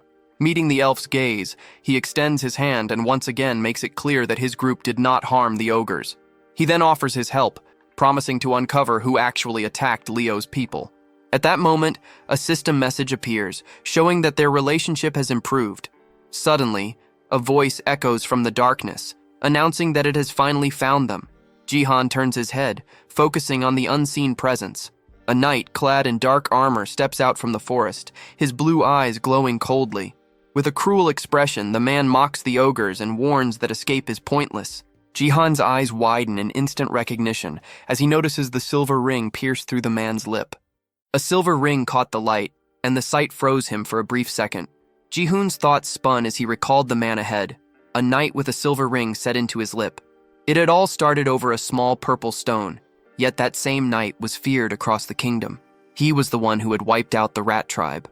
Heavy footsteps rang out, thud after thud, each step carrying weight and rank. Ji-hoon could not read the man's stats, but his instincts filled the gaps. 3 stars were etched into the knight's armor, marking him as an upper knight, A rank. There were countless A-rank knights in the realm, far too many to remember. The fact that this face felt unclear meant one thing. He was not a public hero, but a hidden blade. The knight moved closer, his face stiff and sharp as his eyes scanned Ji-hoon's group. He noted the strange mix before him, ogres, beast folk, and humans. Judging it as an odd pairing, his gaze settled on Leo. With a brief sound of interest, he studied the dark skin and pointed ears and understood at once, a dark elf. A thin laugh slipped out as he considered the value of such prey. To him, this chase had become a good find. Ji-hoon's thoughts hardened as the image of ruin matched the man before him. He wondered if this was truly the one who had torn through the rat tribe village. The knight showed no concern in confirming it, treating slaughter like a dull task. Seeing Ji-hoon speak so freely to a human stunned Leo. For a moment, he could not accept that his companion was addressing a human at all. When Ji-hoon pressed on, questioning whether this knight had also struck the ogres, the response came as loud, cruel laughter. That sound crushed any doubt Leo still held. Regret flooded him, forever mistrusting Ji-hoon. He bent his head and apologized again and again, owning his mistake. Ji-hoon stared, unsure why Leo had suddenly changed. Clenching his teeth, Leo understood that even without shared words, the truth was clear enough. In a flash, he burst forward, his speed sharp enough to shock even Ji-hoon, fast enough to claim first place in any race, if such things mattered now. Leo struck, his magic dagger flashing toward the knight. The blow was stopped cold by an armored hand. Steel took the hit, leaving the knight mostly unharmed. A crooked smile spread across the knight's face as he judged the gap in gear between them. A low laugh followed while he muttered something unclear and shifted his stance. Leo's thoughts raced. If the armor could not be broken, then flesh without cover was the answer. He charged again with full force, slicing at the side of the knight's neck. The blade cut true. Pain broke through as the knight let out a rough sound and spat curses at the lesser race. He answered at once, driving a brutal punch forward, packed with enough force to shatter bone. Leo managed to block the strike despite the pain, forcing his body to take the shock head-on. Driven by rage, he attacked again with his dagger, aiming for the knight's chest, but the armor proved far tougher than he had expected. The blade shattered in his grip, and the sudden break left him frozen for a split second. Before he could recover, the knight answered with a crushing blow that sent Leo flying into the ground. The knight exhaled hard, thinking that he had gotten carried away. He reminded himself that this target was valuable property and should not be damaged too badly. The word property made Ji-hoon frown at once.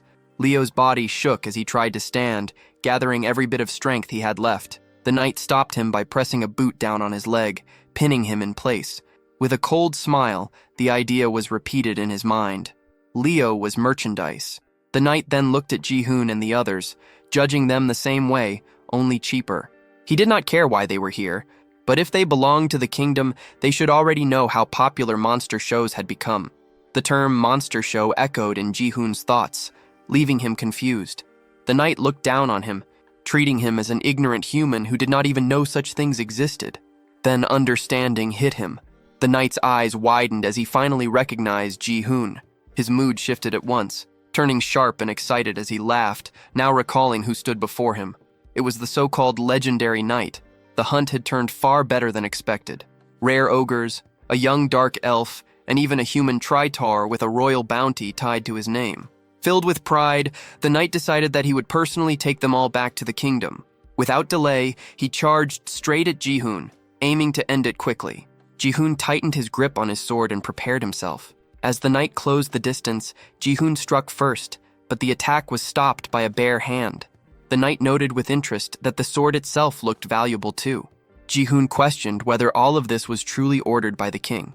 The answer came without warmth, making it clear that the king's will was law. Ji-hoon thought bitterly that acting openly cruel must make things easier, leaving no room for guilt. The knight took that thought with a grin, seeing it as fitting for a traitor. Nearby, Rizzle lay fast asleep, calm and untouched by the violence around him. Without warning, Rhea rushed forward and slashed the knight's arm with her sharp nails, drawing blood. Watching this, Leo's thoughts drifted to party rules, how experience was shared but depended on effort. He wished even now that more of it could flow to Rhea. Ji-hoon turned his focus to Rizzle, urging him to be ready if things went wrong. The only answer was a loud roar that shook the air itself. The knight mocked them as uncivilized beings, though he admitted they made good entertainment. Muttering under his breath, he called on an earth-based power. The ground responded at once. Stones rose and gathered around his hand, sealing it inside thick, hardened rock. Ji-hoon's suspicion was confirmed. This was an earth attribute skill. With his arm now wrapped in solid stone, the knight steadied himself and prepared to strike again. He roared in rage over the damage done to his armor, fuming about its cost and how it had been scratched at all. Then he swung with brutal force, unleashing a fist made of earth that slammed toward Ji-hoon and Rhea, the impact rattling the ground beneath them. Ji-hoon focused as the A-rank knight, Lockhand, pressed the attack. He followed every motion, sensing the raw strength behind the strike while also noticing its flaw. The size of that stone-covered weapon made it slow. Against the awakened Rhea, it was a bad pairing. Even so, Ji-hoon understood that letting the fight drag on would only make things worse for them. At that moment, Rhea dropped from the top of a tree, her body aimed straight at the knight. Lockhand met her without hesitation, lifting his massive rock arm and trying to crush her mid-air. Rhea slipped past the blow, landing on a nearby beam and twisting her body. Her claws flashed, ripping through his arm in a sudden counter. Lockhand froze, stunned, as blood spilled from the torn flesh. Nearby, Leo watched her rapid movements and could not hide his shock. In his mind, he marveled at how this beast folk moved faster than a cheetah. Rain turned toward Leo and offered to treat his wounds. Leo stared at her, caught off guard by the offer. She answered his look with an awkward smile, knowing healing was the only thing she could give. Without delay, she began to restore him, her hands giving off a faint glow as she focused on his injuries. On the other side, Rhea did not slow down. In just a few seconds, she struck again and again, her claws cutting through Lockhand with blinding speed. Deep gashes spread across the knight's hands, blood running down his arms. Even the orc nearby stood frozen, unable to accept how fast she was moving. Ji-hoon kept his eyes on Rhea, breaking down every step of her fight with the A-rank knight Lockhand. He saw clearly why a B-rank like her could hold her ground. The gap in speed was overwhelming. She was fighting on skill alone. Still, Ji-hoon knew that every transformation had a time limit. Without warning, Lockhand swung his stone arm wide and threw a heavy punch. The blow landed cleanly, smashing into Rhea with crushing force. Rain's cry cut through the noise as panic took hold. Rhea was hurled into a tree, crashing hard and letting out a low groan. Ji-hoon's face hardened as the thought crossed his mind that this might be the end. He shifted his footing, steadying himself. The angle of his next strike had to be exact. If he misjudged it, Rhea would be caught in it as well. He started to prepare Rizzle for an attack. Ji-hoon knew it was a waste to use Rizzle's wide-range strike on a single enemy, but that concern meant nothing next to Rhea's life. They had already earned enough battle experience by facing an A-rank knight. Just as he was about to move, Ji-hoon was stunned to see Leo charge forward again, gripping his broken sword as he rushed back toward Lockhand. Panic surged through Ji-hoon, unable to understand why Leo would throw himself in again. Lockhand fixed his glare on Leo, ordering him aside and warning that he would tear everything apart, valuable gear included, if it meant forcing him to kneel. Leo's eyes hardened. He refused to retreat, ready to give up his life because losing was not an option he could accept. He rushed in and struck, but the attack had no effect. Lockhand's low voice carried scorn as he dismissed the rumors about dark elves being dangerous due to debuff magic, calling it meaningless talk. He seized Leo and slammed him into the ground.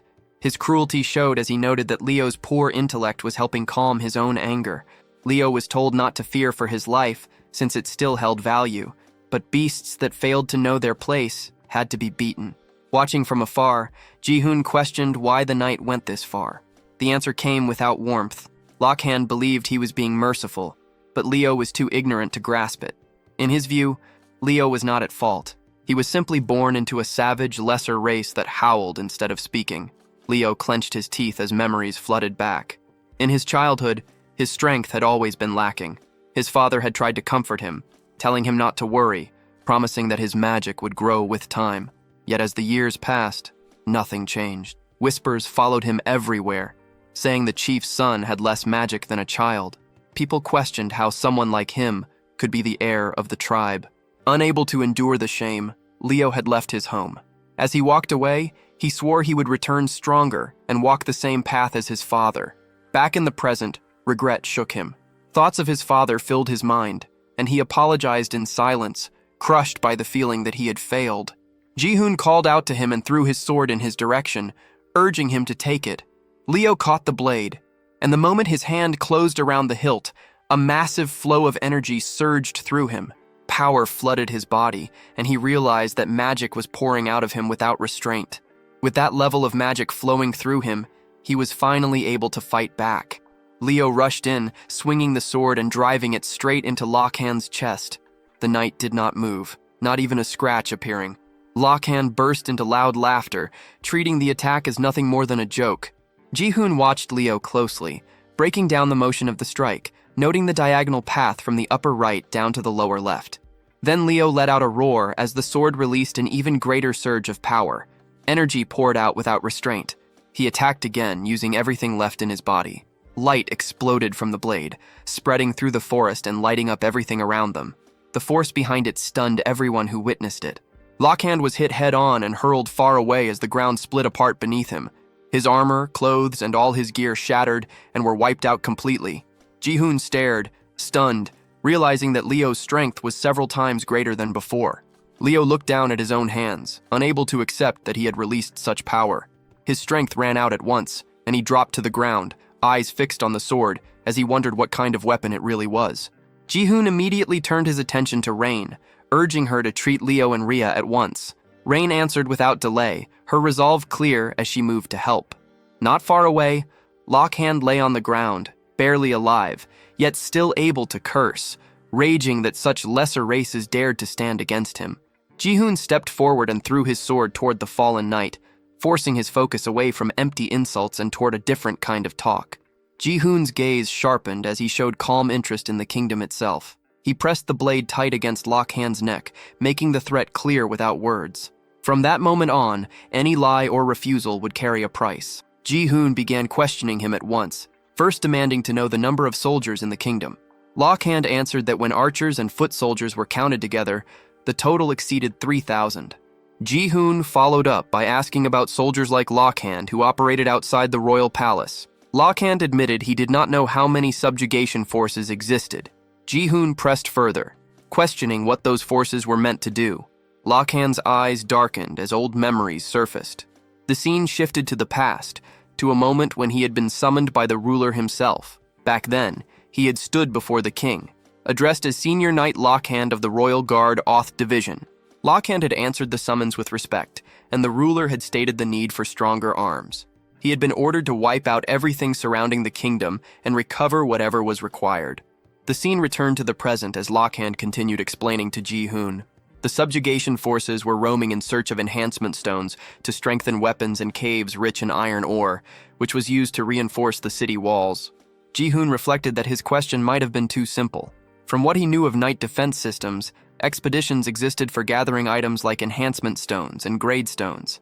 It seemed likely that the subjugation forces were nothing more than groups formed for those same purposes. He moved on to his next concern and asked about the kingdom's two elite knights, Ares and Lib. Lockhand confirmed at once that he knew them. Ji-hoon pressed further, asking about their level, or more precisely, how many skills they could use, since early progression could be judged by skill count. Lockhand stated that both Ares and Lib were capable of using 2 skills each. Ji-hoon processed the answer and concluded that neither had reached level 20 yet. Lockhand then let out a mocking laugh, pointing out that Ji-hoon's focus on troop numbers and elite knights made it seem as if he were setting his sights on the kingdom itself. Ji-hoon showed no hesitation, treating that idea as irrelevant.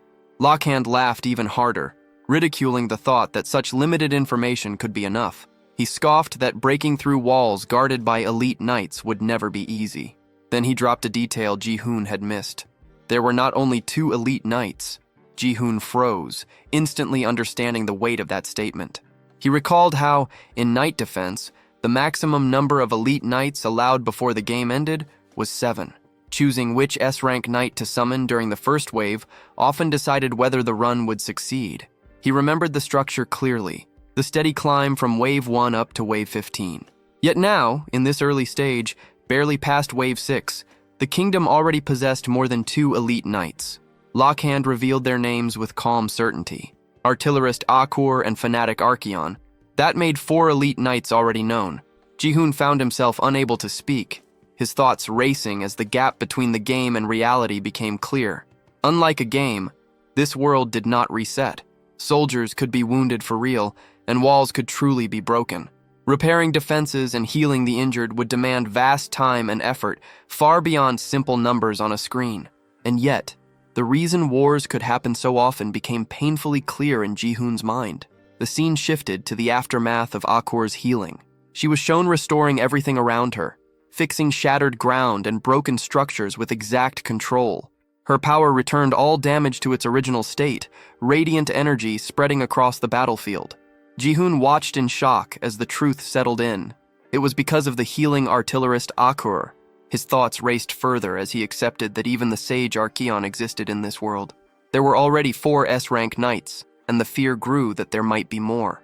The situation felt absurd, a reality so extreme it was hard to grasp. From the kingdom's side, this world was set to an easy mode. From Ji-hoon's side, trying to break through such power meant facing an ultra-hell mode. Lakhan noticed Ji-hoon's frozen state and reacted with open mockery. Ji-hoon steadied himself, deciding there was one final thing he needed to know. A sharp realization struck him. There had never been legendary knights in the game. The only player had been him. He was an existence that did not belong to the system at all. He sought to understand what a legendary knight truly was, and how Lakhan had summoned such a being. Before that thought could fully form, a sudden rain of arrows poured down toward him. Panic spread as Rain reacted to the attack. Realizing they had been surrounded by a large force of humans, Leo stared in disbelief, wondering if Lakhan had reinforcements.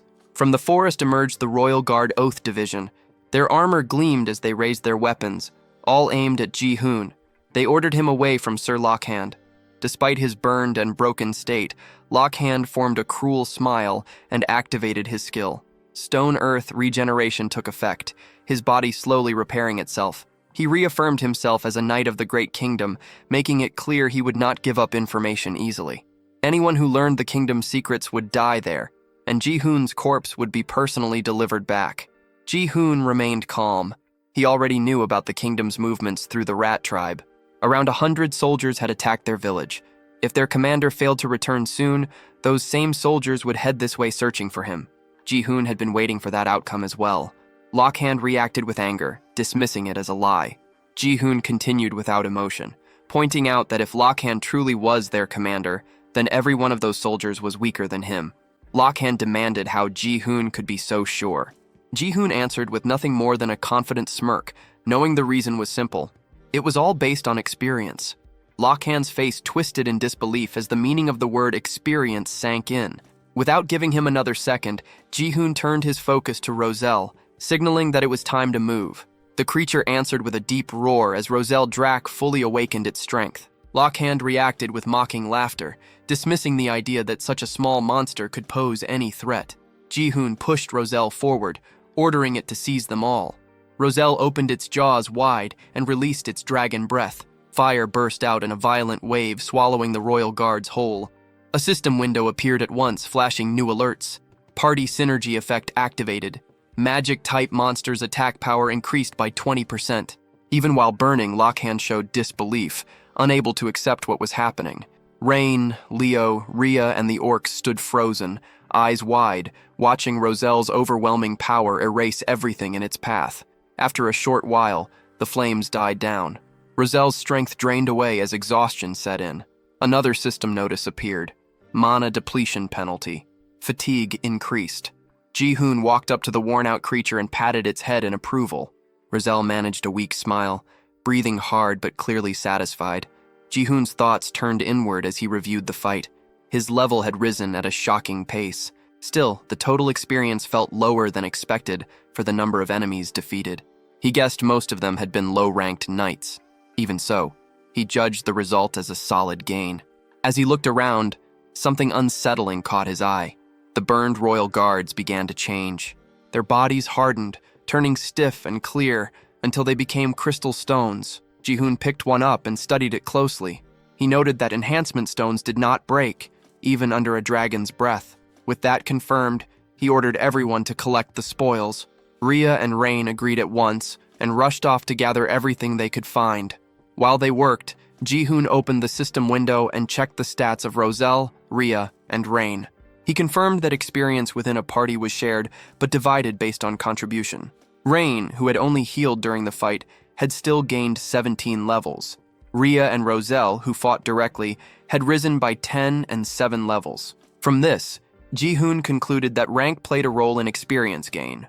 He glanced over at Rhea, Rain, and Roselle, all busy picking up enhancement stones.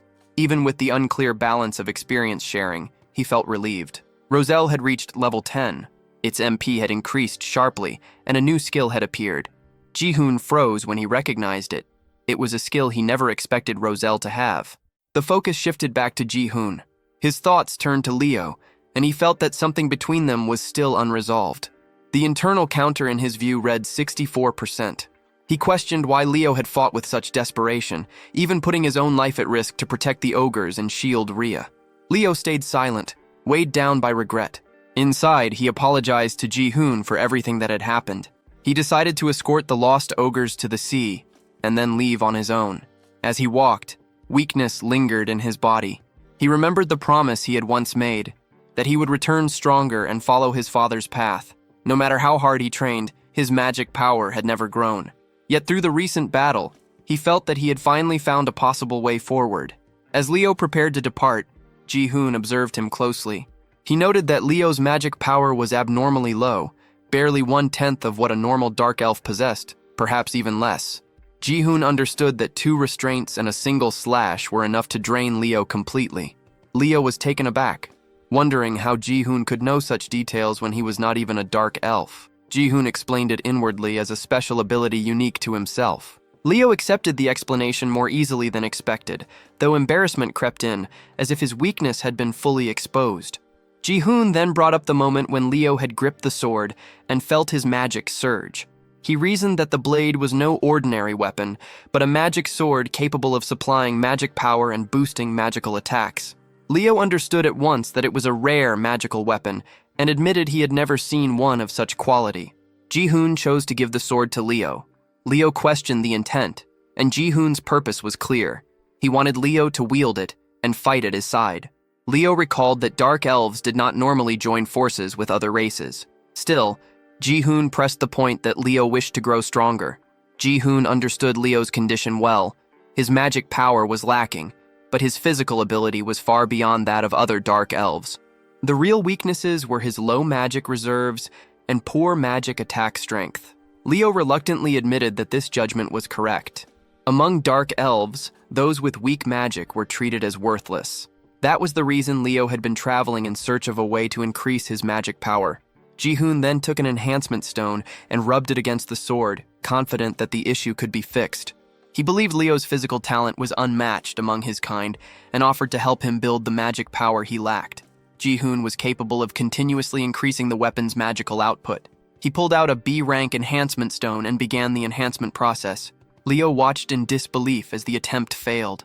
The magic power did not rise at all. Ji-hoon tried once more. From afar, Rain noticed the flashes coming from the enhancement stones and felt puzzled by what she was seeing. At last, the sword's magic power rose. Ji-hoon named the blade Scream Spike and noted that it had reached an impressive +11 enhancement. He showed that he could continue enhancing weapons and made it clear that he planned to push Leo's magic power to its limit. Leo thought it over carefully. If this method truly allowed him to grow stronger, then it was not submission, but a reasonable deal. After some hesitation, Leo agreed to join for 10 years. Nothing beyond that, just temporarily. Ji-hoon accepted, though something felt strange to him, since 10 years hardly sounded short at all. Leo wondered if there was an issue, while Ji-hoon insisted that 10 years was sufficient. Ji-hoon introduced himself as Kim Ji-hoon, and Leo gave his name as Leonard Bell Leon. At that moment, Rhea, Rain, and Rizzle returned carrying a huge number of enhancement stones. Ji-hoon was caught off guard by how many there were. Rhea cheerfully showed them off, calling them pretty, and mentioned that something odd had happened nearby. Ji-hoon inspected the stones and quickly sensed that something was not normal. Leo examined them as well, and excitement spread as everyone realized the value of what they had found. Ji-hoon later explained that they ate together and talked for a long time. The discussion centered on the cruel actions of humans and the recent attacks they had faced. He brought up the enhancement stones carried by the knights, pointing out that while their number, around 220, was smaller than the stash found at Rhea's home, many of them were still high grade. Among those stones, there was one unexpected and extremely valuable piece. Ji-hoon instructed Rain to use it, and she followed his guidance. As she did, a red aura spread out from her body. The system window appeared, confirming that the D-grade grade stone had reached an 85% chance of grade growth and that the attempt had succeeded. Her level was adjusted due to experience redistribution, dropping from 26 to 21. Ji-hoon checked the result and asked about her condition. Rain felt a little dizzy, but at the same time, she sensed a strong surge of power inside her. Ji-hoon encouraged her to keep going and pushed her to try again. Rain reacted with excitement and continued repeating the process over and over until morning finally arrived. The next day, Ji-hoon stated that they headed toward the swamp where the lizard folk lived. He explained that ogres favored places close to water, and that Leo Arbel Lion had been guiding the lost ogres along rivers toward the sea. Because of this, Ji-hoon convinced the lizard folk to gather and move with them to Warren, since Warren also had access to the ocean. The group kept moving together along the path. As the journey stretched on, Leo wondered if Ji-hoon was already growing tired. Ji-hoon felt annoyed and pointed out that they had only been walking for a few days, and that the others were the strange ones for thinking it was long. Leo reacted with confusion, which led Ji-hoon to complain that Leo's name was far too long and awkward to say. Leo allowed him to choose any name that felt easier. Ji-hoon settled on Bell, a choice that caught Leo off guard by how much it shortened his full name. Without warning, Rain pointed ahead, signaling something in the distance that might be their destination. She felt an uneasy presence coming from that direction. Leo shared his concern, admitting that gathering the lizard folk was a smart move, but also stressing that they were a race as strong as dark elves. Because of that strength, they would never easily submit to anyone. Ji-hoon answered calmly, drawing a quiet comparison to Leo's own situation and making it clear the matter was his to handle. As he showed a faint, confident smile, something felt wrong. A strange presence revealed itself, and from the side, the leg of a creature came into view, as if it had been watching them the entire time. The group continued forward and entered a shallow pool. The ogres sank the moment they stepped in. Both struggled at once, sinking deeper and falling into trouble, while Rhea walked across the water's surface with ease, clearly enjoying herself. Leo noticed the ogres drifting farther away, panic spreading as they sank, and reacted in shock at how far they had already gone. As the ogres continued to sink, Leo stopped them. He then stepped onto the water himself and moved forward to help, while Ji-hoon watched with growing tension. At that moment, someone approached Ji-hoon and calmly explained the situation. Ogres were usually 5 to 6 meters tall and weighed several dozen tons, making swamp crossings nearly impossible for such slow and heavy bodies. Ji-hoon turned toward the speaker and recognized the figure as a lizard folk. The newcomer identified himself as Linak. Behind them, the ogres were still struggling in the water. Rhea looked at Linak and confirmed that he was indeed lizard folk. Linak informed them that beyond the swamp lay a lizard folk settlement. Ji-hoon stated that meeting the lizard folk was the reason they had come this far. Linak warned them that the lizard folk did not welcome other races stepping into their land and assumed they already understood that risk. Ji-hoon answered that anything of value was always found near danger and noted that Linak seemed unusually confident about something. Linak asked for the reason they wanted to meet the lizard folk, and Ji-hoon revealed their goal of borrowing the lizard folk's strength to strike the kingdom. Linak laughed at that and explained that after leaving his village, he had wandered for many years and seen firsthand the cruelty of humans. Because of that, he understood why such different races, humans, beast folk, dark elves, and ogres, had gathered for the same cause. Hearing this, Leo let out a quiet breath of relief. At that moment, Razel floated over and settled on Ji-hoon's head. Linak wondered who the small figure was, and Ji-hoon introduced the child as his friend, Razeldrek. Razel yawned again, and Ji-hoon noted that the child slept often. Linak accepted him as a friend and explained that convincing the chieftain would not be easy, since it was the chieftain's birthday. He added that the chieftain was young and cautious, and that they would need to show enough power to succeed. He wished them luck with their plan, and said he would take care of the ogres in the meantime. Leo hesitated, feeling uneasy, but Ji-hoon insisted and respectfully asked Linak for help, even calling him an old man. Leo questioned how Ji-hoon could trust someone so quickly, but Ji-hoon urged him to follow and called him Bell. Leo objected, pointing out that he had never met Linak before and that such trust felt reckless. Ji-hoon reassured him and asked him to believe, explaining inwardly that the old man had a high level of affinity with him. Leo glanced at Rayan and wondered if Ji-hoon had once again seen through everything with that strange ability. Rayan hesitantly agreed. Linek then called the ogres over and told them to come with him. At first, the ogres refused, insisting they could not follow just anyone. Linek understood their caution and offered them food instead. The ogres quickly softened, admitted they were hungry, and agreed to follow him. The group moved toward Mudrak village. Linek mentioned that Mudrak would be lively that day, though the thick fog made it hard to see much. Ji-hoon asked how much farther they had to go. Before long, they arrived at the lizard folk village of Mudrak. Ji-hoon noted that he had never imagined a village could exist deep inside the swamp. Rayan pointed out that perhaps because it was the chieftain's birthday, no one seemed to be around. Ji-hoon decided they should head inside anyway. Rayan worried about entering without permission, but Ji-hoon pointed out that waiting forever was pointless, and that meeting the chieftain was necessary. Leo reflected that they had followed Linek only because they trusted Ji-hoon and believed there had to be a way to persuade the village. Rhea stated with confidence that Ji-hoon always did what he promised and made it clear that she believed in him completely. Leo asked whether she liked Ji-hoon, and Rhea flushed at once, stumbling over her denial and embarrassment while questioning why such a thing would even be asked. Before the moment could stretch further, Ji-hoon suddenly stopped, sensing something unusual. Rhea asked what he had heard, and Rain confirmed that she had begun to notice it as well. Ji-hoon focused and picked out the sound clearly. It was a heavy pounding, coming from a specific direction. He pointed toward it, signaling the source. Rhea warned him to stay alert, but before he could respond, a lizard folk soldier launched an attack straight at him. Ji-hoon reacted instantly, dodging the strike and recognizing the attackers at once. Leo intercepted another soldier's blow, while Rhea leapt forward, striking back and forcing the soldiers away from Ji-hoon. She moved in to attack again, but Ji-hoon stopped her, telling her to wait. Before she could pull back, a soldier struck her hand, leaving her injured. Ji-hoon quickly addressed the soldiers, making it clear they had not come to fight, only to meet the chieftain. One soldier noticed that a human was speaking their language and decided that this alone marked him not as a guest, but as a criminal. The soldiers judged the group as intruders rather than visitors. Chains were placed on all of them, and they were dragged away. As they were taken, Ji-hoon noted inwardly that even the weakest soldier among them was far beyond their level. That alone told him they had reached the right place. He also realized that the pounding sound he had sensed came from here. Leo grew annoyed and remarked that the lizard folk were throwing an extremely noisy birthday celebration.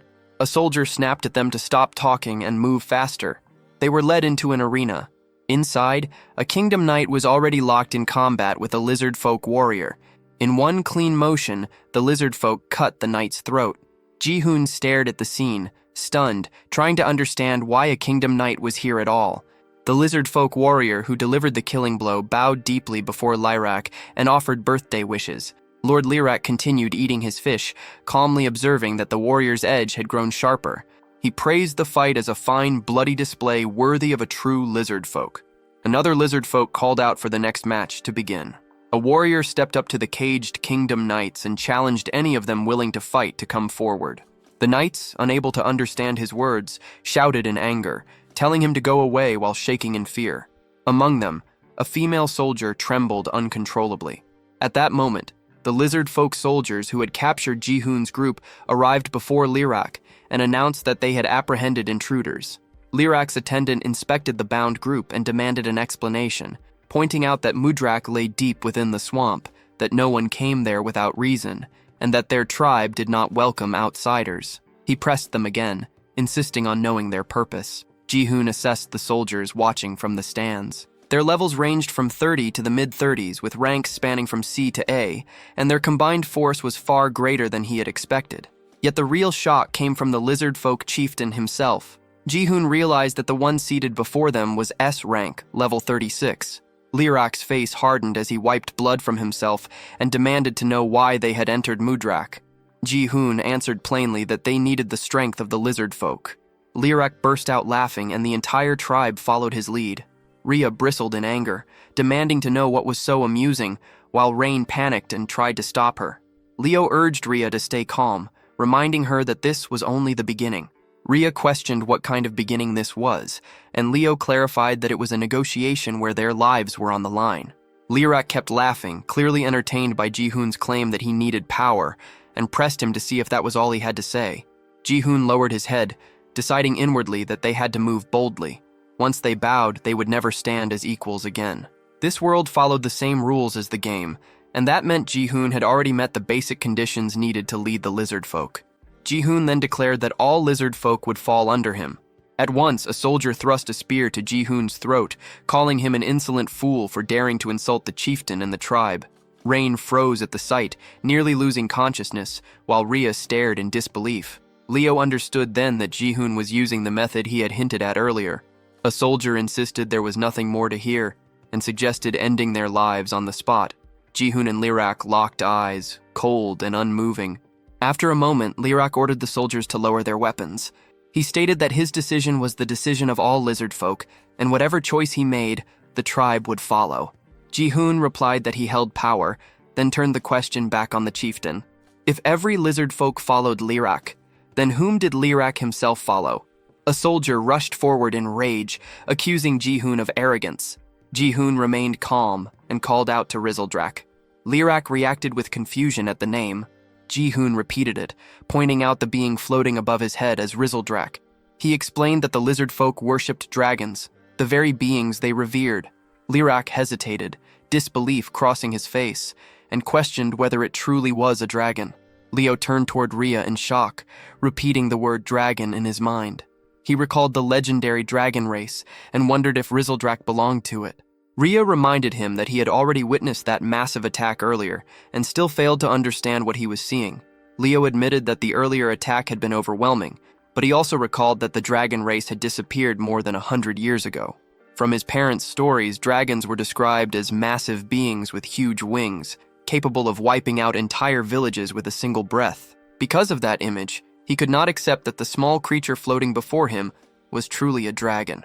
Lirak acknowledged that his people worshipped dragons and followed their will as absolute law. Even so, he insisted that the being above Ji-hoon was not a dragon. The lizard folk soldiers erupted in anger, shouting that the intruders were mocking the dragon race. They demanded that the outsiders be executed at once. One soldier drove a spear close to Ji-hoon's neck and looked to the chieftain for a final call. Ji-hoon assessed the situation in silence. He questioned how the lizard folk chieftain could fail to recognize a dragon at all, wondering whether Lirak truly did not know, or if he was only pretending not to. Lirak suddenly paused, then announced that a more entertaining idea had come to him. He mentioned that there were still 4 prisoners awaiting execution. Rain echoed the words in shock, understanding what death row prisoners meant. The soldiers ordered the remaining kingdom knights to step forward. Lirak explained that not long ago, those same knights had broken into Mudrak, stolen their treasure, and slaughtered a young warrior without mercy. He declared that a fight would decide their fate, and whoever survived would be spared. The surviving kingdom knights moved forward to face Ji-hoon's group. Leon protested, questioning why they were being forced into battle, but a soldier shut him down, reminding him that intruders had no right to refuse. Ji-hoon accepted the situation, deciding that it no longer mattered whether the lizard folk believed the truth or not. Leon begged Ji-hoon to say something. Ji-hoon chose his response carefully. He would prove it himself by showing them the true power of a dragon. Humans and beast folk stood facing each other inside the arena, the air thick and tense, like the quiet pause before a tournament fight that everyone knew would turn violent. Among the humans, a yellow-haired knight stared at the beast folk with smug confidence, talking as if victory would really spare his life. Beside him, a heavily armored knight thought grimly about his situation. He had been meant to die, yet now there was a slim chance to survive, as if fate had flipped into a twisted gamble with slightly better odds. Their meaningless chatter grated on their female teammate, whose irritation showed clearly as her patience with their arrogance ran thin.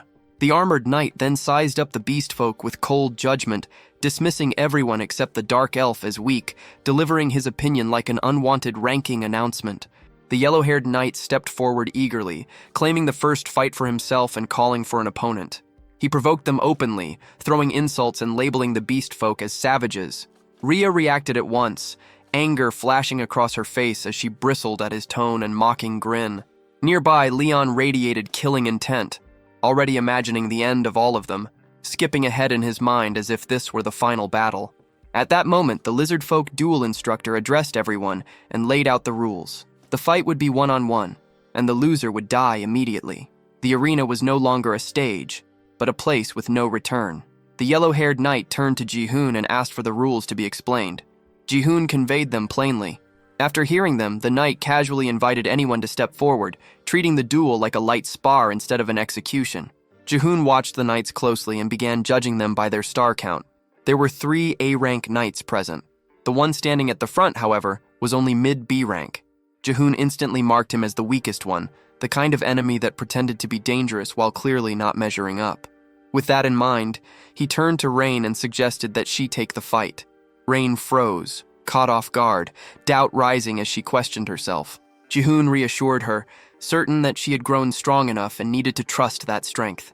Rain thought back to the power she had received from the chieftain. She realized that something within her had changed since that day. She could no longer stay in the back forever, carrying supplies while others bled and fought. With resolve settling in, Rain stepped forward. If she was going to fight someday anyway, then she would face it now. As the duel was decided, everyone else cleared the arena. Only the 2 fighters remained, and the space suddenly felt wider, emptier, and far more dangerous. Ji-hoon glanced toward Liarch, recalling the earlier words about how the lizard folk worshipped dragons and followed their chosen will as absolute law. Back in the present, Ji-hoon looked at Liarch again and reflected that he already held 2 solid proofs that Rizal was a dragon. He knew he could expose the truth right away. Still, with Rain's recent rise in rank, this duel was a rare chance for real combat experience, something that could not be skipped or fast-forwarded. Inside the arena, the yellow-haired knight stared at Rain in disbelief, clearly shocked that she was the one facing him. Rain stood there nervously, her fear obvious in her stiff posture. The knight judged her at once, recognizing her as a rabbit beast folk, what he believed to be the weakest race of all. He thought that even if he won and lived, there would be no honor in defeating someone like her. Rain trembled as she looked at his harsh face, fear almost visible through her ears. Then the duel began. The yellow-haired knight activated his power, deciding that a single strike would be enough, since anything more would stain his family's name. He stepped forward and unleashed his Thunder God sword style, releasing a powerful lightning slash aimed straight at Rain. A sharp blast tore through the arena, smoke and shockwaves spreading outward. Rain felt alarm rise in her chest, but Ji-hoon remained completely calm, watching as if this were a scene whose ending he already knew. He thought that the old D-rank Rain would have been frozen in terror by such an attack. Now, however, Rain stood in a different place altogether. As the smoke cleared, Rain suddenly turned and ran, fleeing across the arena in panic and signaling surrender. She believed that continuing meant certain death, and was convinced that defeating someone that strong was impossible. This reaction caught Ji-hoon slightly off guard. The yellow-haired knight, however, was furious. Being shamed like this enraged him. He chased after her, sword raised, moving in to strike again. Rain felt fear overwhelm her as the threat closed in, her body shaking as danger pressed closer. At that critical instant, Ji-hoon's earlier words surfaced in her mind, reminding her that she had grown stronger and needed to trust that strength. Rain realized that if all she ever did was run, nothing would change. With that thought, she jumped and dodged the knight's attack with unexpected speed. Flames suddenly burst from her body, shocking everyone watching. Ji-hoon reacted in disbelief, understanding at once that this had to be Rain's new skill. Wrapped in fire, Rain swung her arm and struck the knight across the face with a burning slap. The impact sent him flying backward, flames trailing as he crashed hard into the ground. The entire arena fell silent, stunned, as if the story itself had suddenly been turned upside down. Ji-hoon let a faint smile form, thinking that if things had turned truly dangerous, he would have stepped in, stopped the duel, and exposed Rain as a dragon to flip the entire situation. He never expected, however, that Rain would win by her own strength. The yellow-haired knight lay crumpled near his teammates, his state completely ruined, looking less like a proud noble and more like a failed run cut short. Rain stood frozen, staring at her own hands as the truth sank in. This power was real, and it was hers. Joy surged through her. She turned toward her companions and celebrated her victory with pure excitement. The response she received was just as energetic, praise thrown back at her performance. Ji-hoon congratulated Rain, judging that from now on she would likely stand as the strongest rabbit beast folk alive. Those words made Rain beam with happiness, and her level climbed to 18. Leon watched quietly and reflected that Rain had barely trained at all, yet she had clearly changed, grown, beyond what he expected. He then looked at Ji-hoon with a small smile, Realizing that Ji-hoon's strength had a way of making others stronger as well, choosing to follow him felt like the right decision. Rain was officially declared the winner of the match. Even then, the yellow-haired knight, still sprawled on the ground, clung to the thought that as long as he was alive, he had not truly lost. That illusion ended instantly. A lizard folk soldier stepped forward and killed him on the spot, declaring his defeat without pause. The sight shattered the female teammate's resolve, and she finally broke down, unable to endure anymore. The instructor then called for the next human fighter to enter the arena. Without delay, the female knight stepped forward. Leon reacted in shock, noticing that she had slipped into the arena in an instant, her movement almost impossible to follow. Ji-hoon thought back. He could not clearly remember the A-rank knight he had faced in the forest, but this woman was different. He remembered her well. She was the yellow current beauty sword, Calhera. At a glance, she looked ordinary, but beneath that surface, she was anything but. Calhera formed a twisted smile, having reached her limit after witnessing too much pain that day. She wanted to feel that sensation again. Ji-hoon analyzed her further and identified her nature at once. She was a sadist, someone who drew pleasure from inflicting pain, turning the arena into her personal playground. Calhera blushed faintly and pointed straight at Ji-hoon, marking him as the leader. Ji-hoon reacted with clear surprise as he realized she was challenging him directly. Rhea watched Calhera closely and felt uneasy. Something about that woman was wrong, especially the way she stared at Ji-hoon with such a disturbing expression. The fight instructor turned toward Ji-hoon and asked what Calhera had said. Ji-hoon answered calmly, explaining that Calhera wanted to fight him. Hearing this, the instructor told Ji-hoon that if he intended to fight, he should step down into the arena himself. Ji-hoon began to think carefully. Calhera was a knight from the upper tier of A-rank, and on top of that, she was fully armed with specialized A-rank equipment. Even among A-rank knights, she stood on a completely different level. Logically, taking such a risk made little sense. Still, no matter how strong Calhera was, she could not endure a dragon's breath at that distance. All Ji-hoon needed was to shut down her high-speed movement skill, Current Shift. His tools were simple: his durable body and Risaldrak's single-strike power. If he won, the experience gained would be enormous. The thought crossed his mind whether he should attempt it. Ji-hoon then stated that he always fought together with Risaldrak. Calhera reacted with interest, seeing this as something that would double the fun. Before moving, Ji-hoon borrowed Belle's sword. Leon warned him that the woman was dangerous.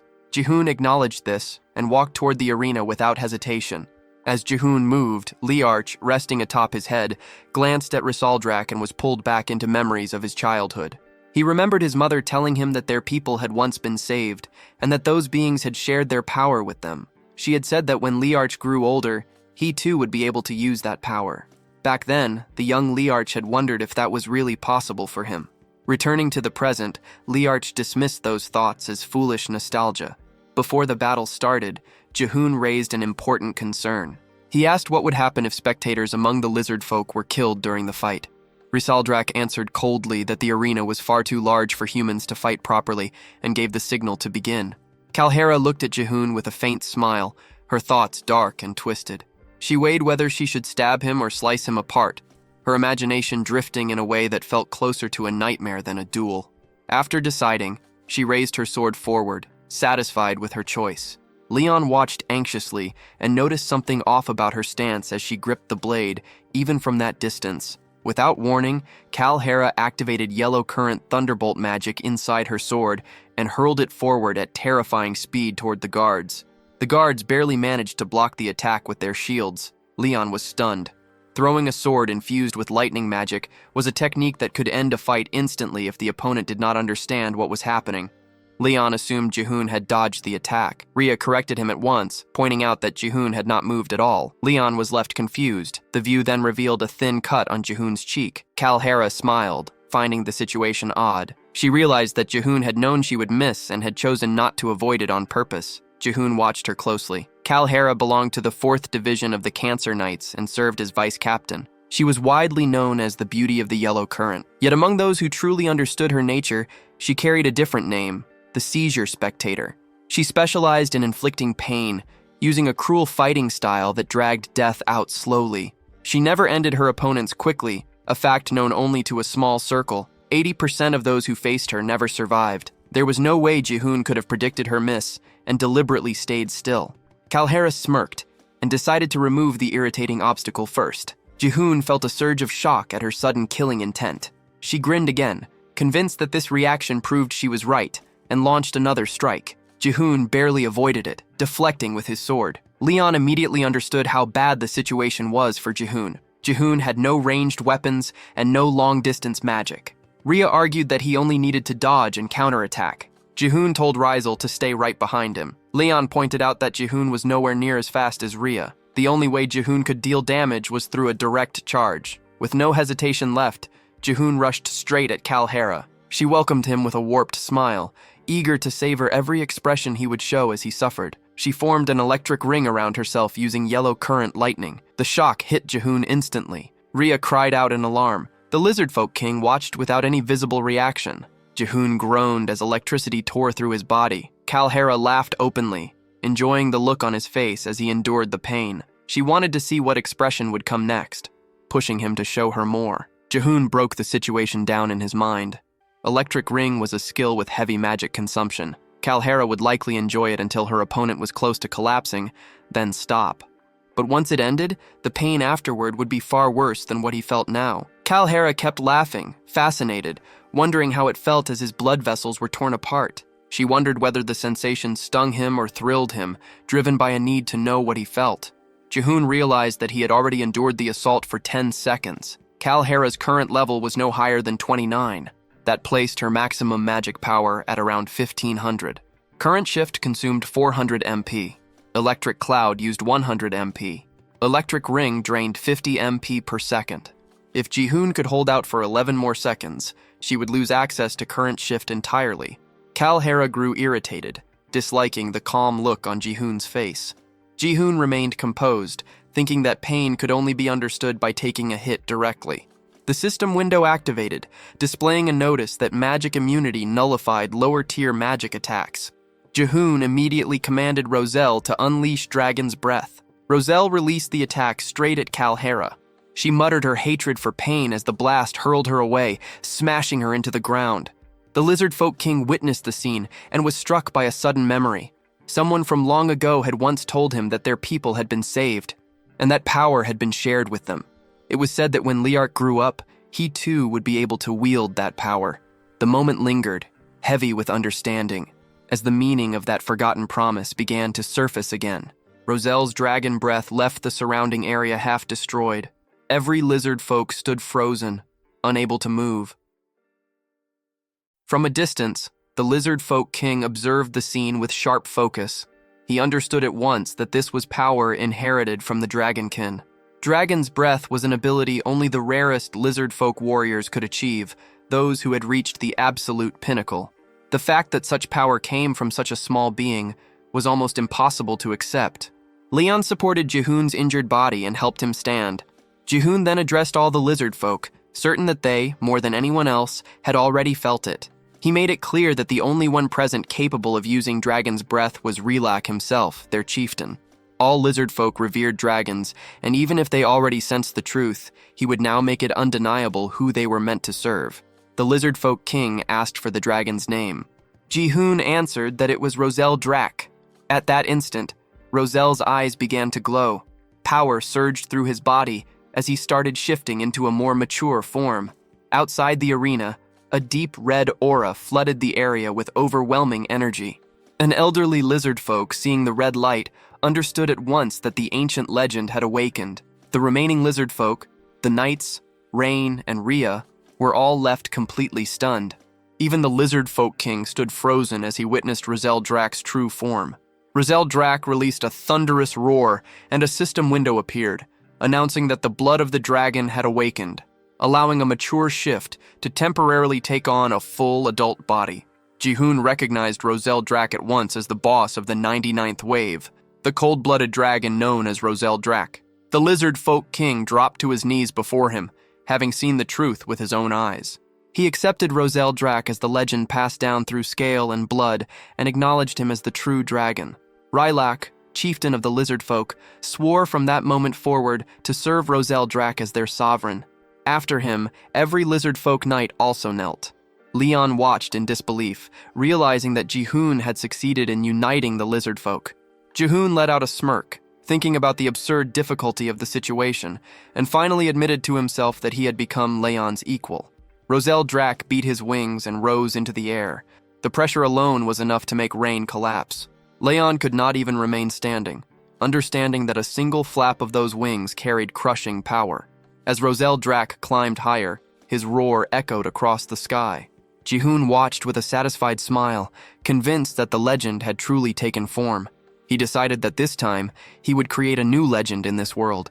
Then something important crossed Jihoon's mind.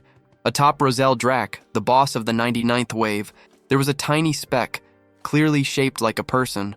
Not long after, Roselle Drac's power faded, his strength drained, and he shrank back into his small form. Before he could fall, Jihoon caught him. Jihoon praised Roselle for unleashing Dragon's Breath and achieving a mature shift, acknowledging his effort. Roselle felt pleased by the praise. Jihoon noted that the transformation had only been temporary and far too brief. A system window appeared, announcing that the main quest had been completed.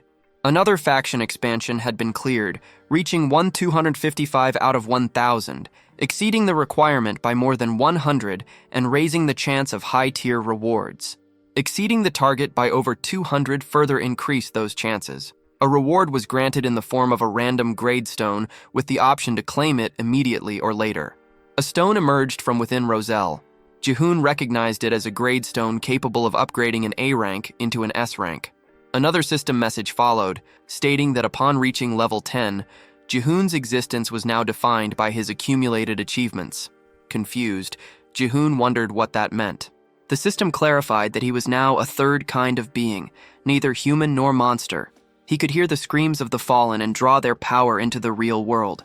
With that, his new classification was revealed as a soulbinder. His HP and MP values appeared alongside the change. The scene flowed smoothly into celebration. The lizard folk prepared a massive feast.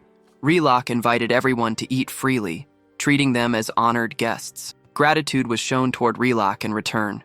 Leon noticed Jihoon eating far more than usual and questioned it. Rain answered that the chief must have been starving, so it only made sense. The sheer amount of meat left everyone stunned, and excitement spread as they rushed toward the food. Leon and the others joined in without hesitation, unable to resist. Before long, everyone finished eating, completely full. After the meal, Jihoon asked where Rizal was. Leon pointed toward the temple.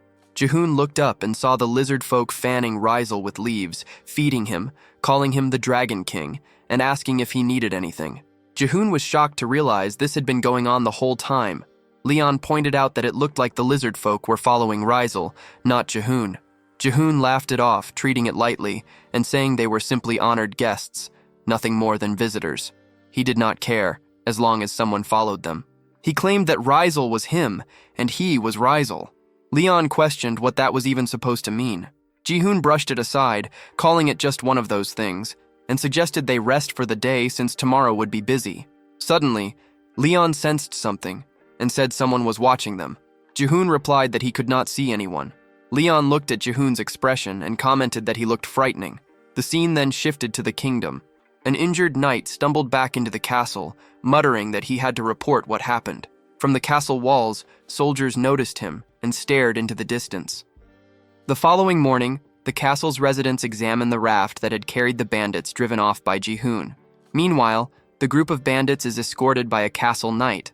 As they complain of thirst, their request for water is denied, with the explanation that their only right at the moment is to wait for the king's decision. The bandit leader then notices a poster bearing Jihoon's face, and it does not take long before the group arrives at the castle.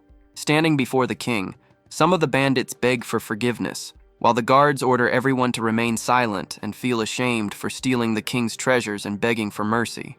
After that, the situation becomes an outright affront. Suddenly, the doors of the hall open again, and the warrior who managed to escape the lizard folk lands enters. The king's advisors ask why Arkor, the warrior's name, has come alone, since he is a subordinate of Rock Hands. Arkor explains that he returned alone because none of the others survived. His entire group was wiped out. The advisor then asks who was responsible, and Arkor explains that he survived only because he was positioned in the rear, and that the one responsible for the attack was the legendary warrior summoned by the king. Alongside a small flying monster, this revelation leaves the king completely stunned. Arkor continues his account, saying that because of injuries to his leg, he had to remain still until the monsters fell asleep. Before leaving, he overheard the plans of the group led by the legendary hero, whose intention was to gather monsters and attack the king's empire. The advisors debate the fact that the legendary warrior is alive, and are confused to learn that he is amassing monsters. Barker is then asked where the legendary warrior is, but he cannot say for certain. He is interrupted by the bandit leader, who claims they are in the Fox Cave. The king asks him to repeat himself, and without hesitation, the man declares that he knows the legendary warrior's hideout. The king immediately orders his advisors to gather all elite knights at the castle. He declares that a punitive force will be formed, led by the elite knights. The subordinates waste no time carrying out the king's orders, much to the bandit leader's delight, as he will finally have revenge for what happened to his brother. Before long, Ares is interrupted from organizing the defenses to receive the royal summons that the king is calling everyone together. Urus also has his training cut short for the meeting, and little by little the message reaches each of the heroes, including Bianca, who hardly appears old enough to be an elite warrior, and who is interrupted while practicing her painting. At last, the message reaches Sir Cancer as well, who seems to be in a private moment, his bath interrupted. He is not shaken by the situation. On the contrary, he expresses excitement at the news that something interesting is finally happening. Back in the lizard folk lands, Leon prepares to depart to meet Mudrak and then return to the group. Before he can leave, Rain shows interest in accompanying him. Jihoon asks why Rain wants to go with Leon, and she explains that the lizard folk lands are too damp and slimy, and that she wants some fresh air. Jihoon is surprised by her reasoning and asks whether Rhea would like to go as well. She promptly refuses, saying she is fine where they are. As the group splits up, Rhea asks whether the clothes Jihoon is wearing are new. The hero explains that he borrowed them since his own clothes were completely destroyed during the battle, and the lizard folk said they had some human clothes stored away. Rhea remarks that the outfit suits Jihoon well, leaving him embarrassed. As they walk on, the pair is surprised by a guard giving orders to a prisoner. Jihoon asks what is happening, and the guard replies that it is nothing important. Jihoon ignores the incident and continues on, while the guard finds it strange that the hero addressed him by name. Before Jihoon can walk away, however, the prisoner calls out to him, claiming he only needs to use the bathroom. Jihoon sympathizes with the situation and helps the prisoner, taking responsibility for resolving the matter.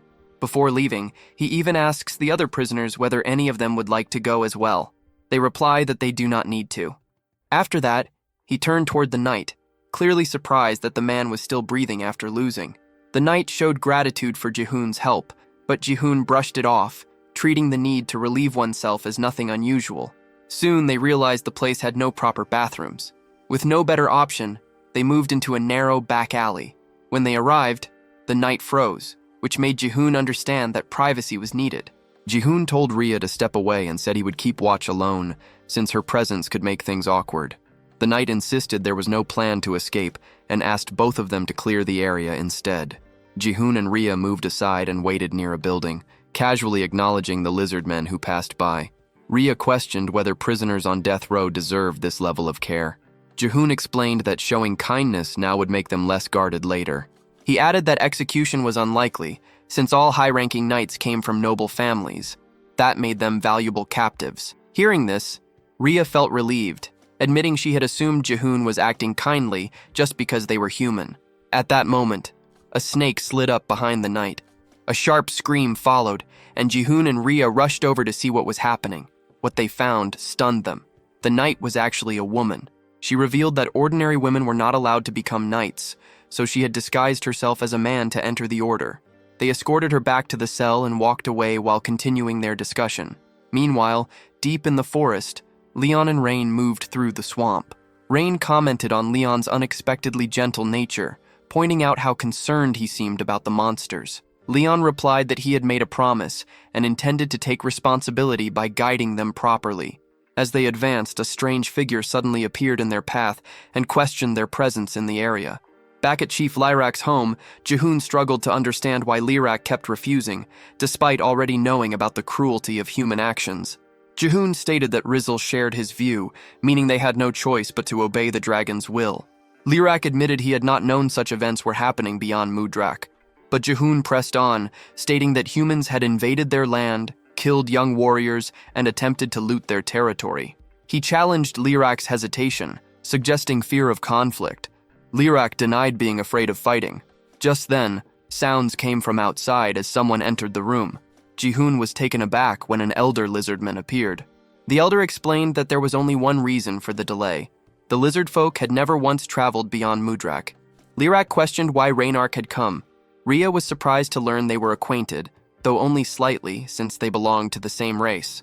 Lirak revealed that Reynark was the former chief. That made sense to Ji-hoon. When he had checked the lizard folk's status before, there had only been 2 S-rank individuals. Lirak explained that the position of chief was decided through combat, and the one who lost was forced to leave the tribe.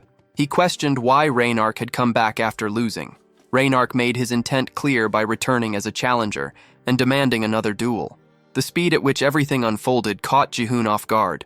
Soon after, they moved into the battle arena. The situation surprised him, but it also worked in his favor. This was a rare chance to see the real fighting strength of the lizard folk. Lirak showed no restraint. He made it clear that there was no forgiveness for those who failed to know their place and triggered his primeval transformation, his body swelling and reshaping into a massive T-Rex. Reynark answered in kind, declaring that he would prove the strength of someone who had fully adapted to their surroundings. As Ji-hoon watched, he noticed several lizard folk dressed as priests standing around the arena. There were 4 of them, placed evenly apart. He quickly realized they were setting up a barrier. During his own duel, nothing like this had been used. The priests later clarified that a chieftain's duel without protection could destroy the village itself. That explanation reminded Ji-hoon of something important. Lirak was capable of using dragon breath. In a fight where that kind of power could be unleashed freely, a barrier was not optional. It was necessary. Ji-hoon opened his system window. After the battle with Kalhera, 2 more party members had been added. He considered adding the Elder as well, but it was still impossible. Lirak had not joined the Warren faction yet, which meant he was not officially an ally. Still, this battle itself had value.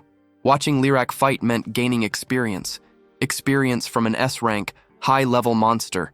Lirak questioned whether one defeat had not been enough for Reynark and made it clear that shame should have kept him away. Once again, he showed no mercy and fully activated his transformation, towering as a colossal T-Rex. Reynark answered by activating his own ability. At the same time, the priests sealed the arena completely. The barrier shocked Ji-hoon.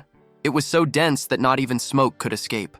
When Lirak transformed, thick smoke flooded the space inside. The amount was overwhelming, far beyond anything Ji-hoon had seen when the Rat Tribe members had awakened. Then Reynark transformed as well. Another T-Rex emerged. Sweat formed on Ji-hoon's back as he took it in. 2 massive beasts now faced each other. Lirak slammed his foot into the ground and charged forward, jaws wide open as he aimed to crush Reynark in a single bite. Reynark dodged at the last moment and twisted his body into a counterattack, snapping his own jaws toward Lirak. Before the bite could land, Lirak whipped his tail sideways. The impact sent Reynark flying straight into the barrier with a heavy crash. Lirak did not slow down. He rushed in again, both monsters forcing their power higher. As the clash continued, Lirak's arm expanded further, growing thicker and heavier, and he drove it down, smashing Reynark's head hard into the ground. Ji-hoon quickly saw that the Elder stood no chance against Lirak. Even though Reynark's level was higher, the gap between them was clear. Among S-ranks, their stats were built differently. Lirak's raw physical strength was far beyond anything else on the field. Reynark, however, held the advantage in magic power, surpassing Lirak in that area alone. Without warning, lightning flooded the entire barrier. The 2 stood facing each other again, Lirak's hold finally broken. Reynark acknowledged how much stronger Lirak had become since their last fight, but Lirak showed no reaction, only fixing him with a cold stare. Reynark reflected on how he had been driven out after losing his title and forced into the outside world for the first time. Accustomed to darkness and damp ground, the open world had been brutal. Harsh sunlight burned away the moisture in his skin, and the heat and bloodshed of monsters pushed him into madness, dulling both his senses and judgment. That was when Ji-hoon realized his mistake. He had not thought about the role of the environment. He had finally gathered allies, but leaving the swamp would weaken them. Still, Reynark believed adaptation was possible. That idea made Lirak uneasy, as it implied abandoning Mudrak itself. Lirak remembered the stories Ji-hoon had shared about other villages beyond their land, Yet he knew better than anyone that not all lizard folk could adapt as Reynark had. As chief, he carried the weight of their survival. He could not gamble with the lives of his warriors for a reckless choice. Reynark challenged that thinking, suggesting that the power inherited from the dragon was meant for more than simple self-defense. That thought stirred memories in Lyrak. His mother's old tales spoke of dragons who saved their people and shared their strength. It made him wonder if their role was not only to endure, but also to protect others, just as they once had been protected. Still, Lyrak held firm. Authority belonged to the chief alone. If Reynark wanted to prove anything, it had to be done through strength. The elder shared that belief. This was the way it had always been. Both sides began gathering dragon breath. Reynark fully awakened as he watched the power rise. In the next instant, both unleashed their attacks. The collision shook the arena, the ground trembling under the force. Fear spread as power gathered too tightly in one place. Then it snapped. The energy went wild, exploding outward. The blast tore through the barrier and shot into the sky, shaking the land so violently that many believed an earthquake had struck. Far away, Leon and Rayan sensed it coming from the arena. Worry hit them at once. Leon rushed ahead, leaving Rayan to handle the orcs. Back at the arena, Jihoon saw how close the barrier had come to breaking from the shock alone. Still, all eyes searched for the result. Thick smoke covered the battlefield. Slowly, it thinned. Only one lizard man remained standing. He claimed his place as chief, making it clear that even a single defeat would never be accepted. Lyrak stood over Reynark, trident lowered to his throat, waiting for his final stance. Reynark accepted the outcome. He believed the lizard folk were strong by nature, and that strength would allow them to adapt, no matter what future awaited them. Reynark understood that from the very start, his goal had never been the position of chief. What he had seen beyond their land was the real issue, and his only wish was to keep that same disaster from reaching Mudrak. Jiwon came to understand that every wave existed for a reason, especially after witnessing what had happened to the rat tribe. In the game's original flow, the lizard folk were meant to invade the nearby kingdom around the 30th wave. That event was likely tied to the outcome of this very battle. Reynark's efforts had worked. The course of the story remained intact.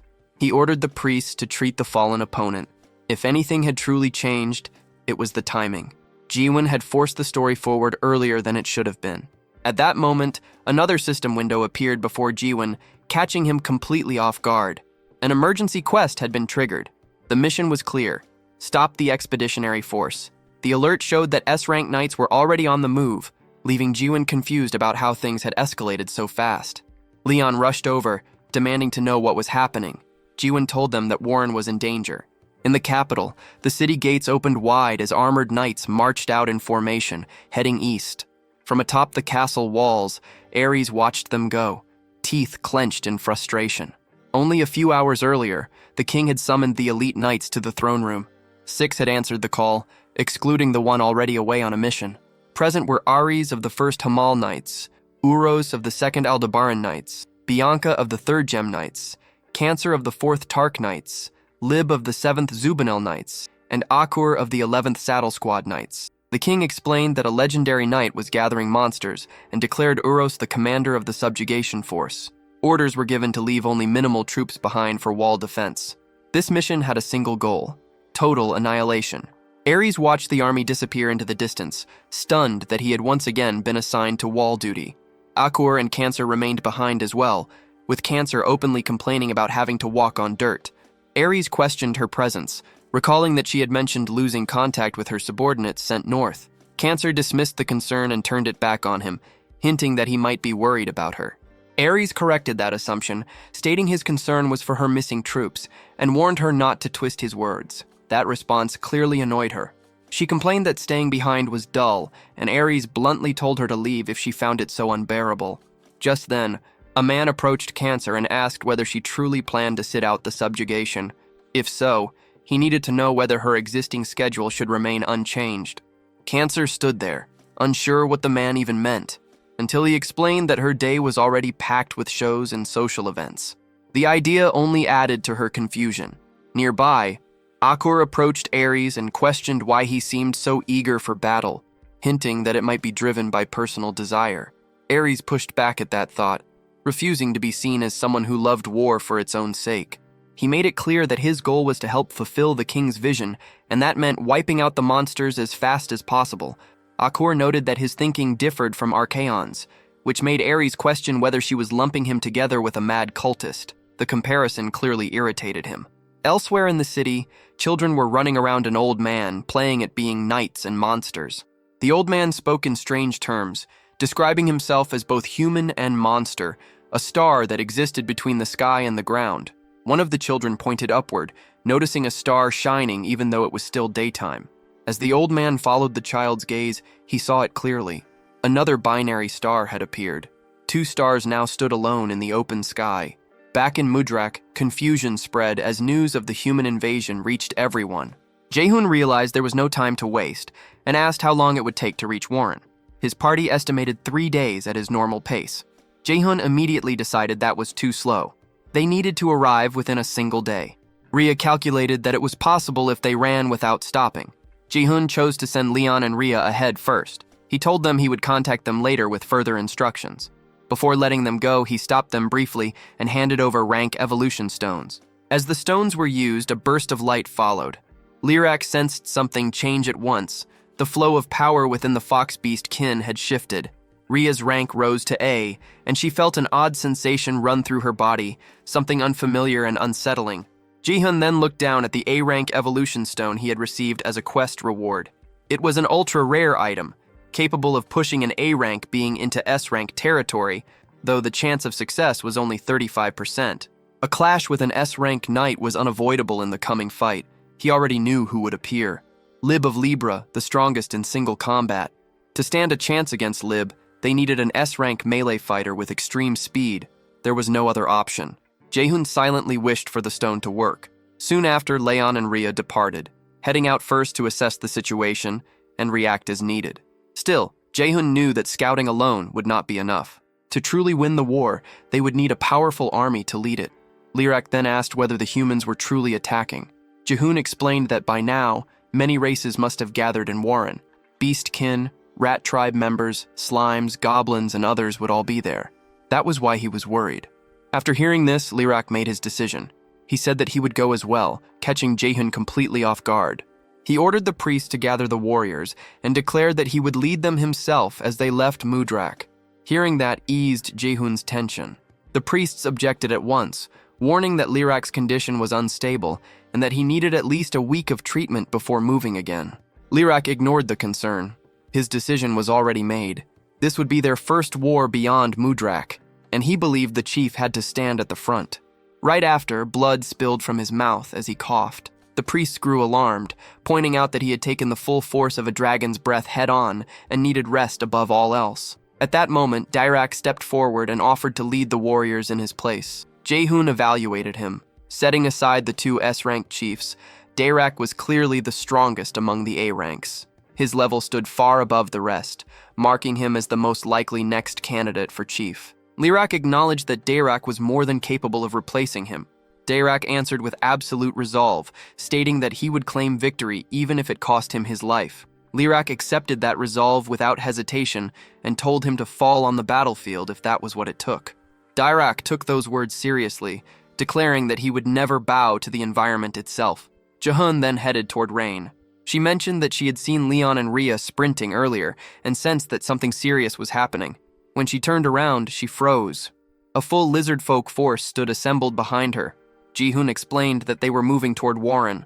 Rain worried about the goblins left behind, but Jaehoon reassured her that the lizard folk would handle them. Dirac then told Jaehoon to climb onto his back, stating they would move at full speed. A female lizard folk approached Rain and told her to do the same.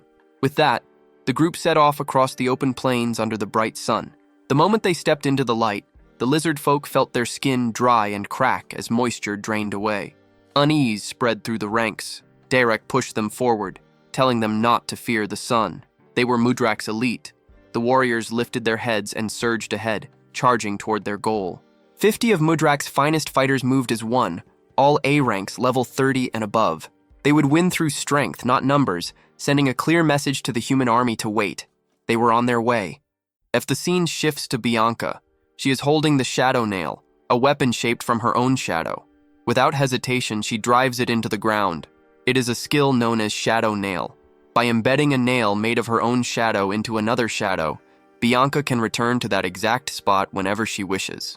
As she watches the weapon slowly sink into the earth until it disappears completely, Bianca murmurs to herself that as long as light exists, shadows will never vanish. Then, as if expecting a response, she calls out to Ryan, the nail. At that moment, Lib appears behind her, asking whether this is the place Bianca intends to mark. Even so, Bianca does not turn around. Her gaze remains fixed on the shadow on the ground, a strangely defined silhouette with the outline of a young boy. Lib's close presence makes Bianca tense.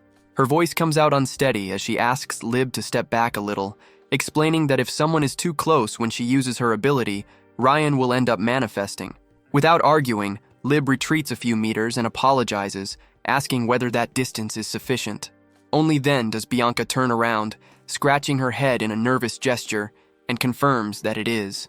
Before silence can settle again, a voice echoes from the distance, calling out to them. Lib turns toward the source of the call and looks at the armored soldiers approaching, commenting that they have fallen well behind the vanguard. At the front of the group stands a bearded man with an imposing presence. He wields a massive hammer and a shield adorned with bull horns.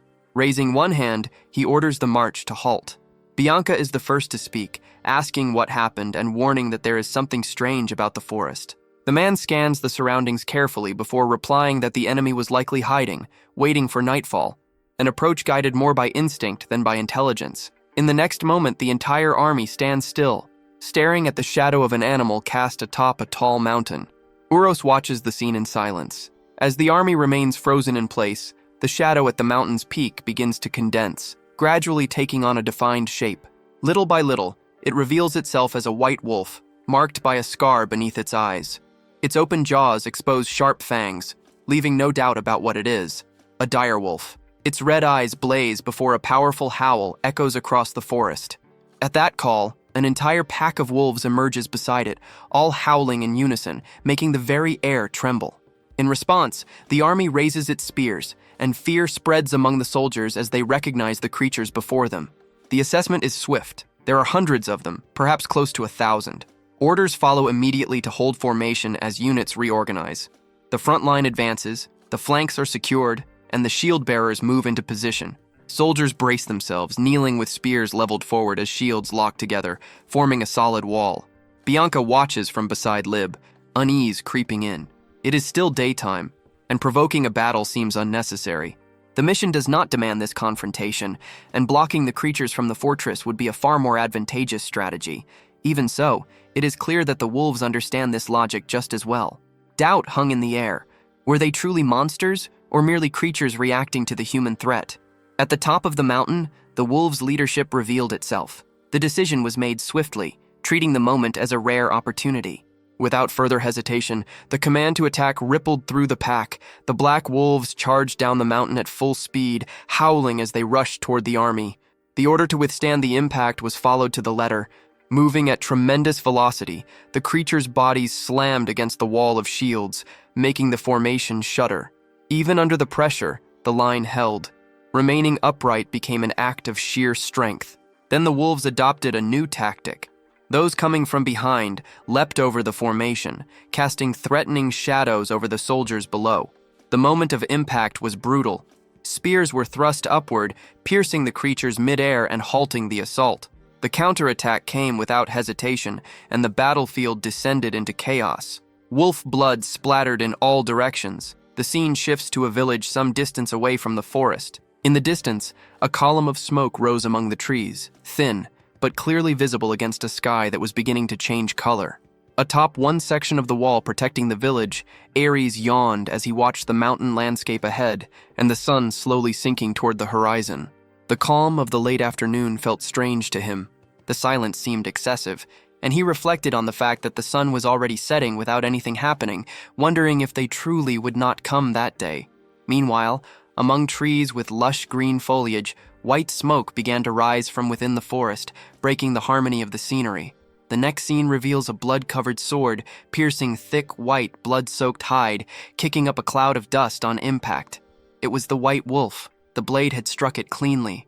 Its eyes no longer held their former fierce red glow, and with great effort it murmured words in a different language. words that carried the meaning of a silent accusation. The one standing before it was a calamity. It was Lib who had delivered the blow. She watched the creature carefully, unable to understand what was being said in that unfamiliar tongue.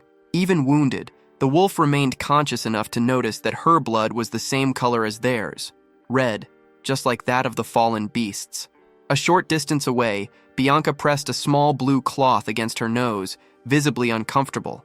The stench repulsed her, confirming what she had always believed. The consequences of war were nothing but filth, decay, and exhaustion. All she wanted at that moment was to return as soon as possible. Among Uros's soldiers, the casualty report was delivered.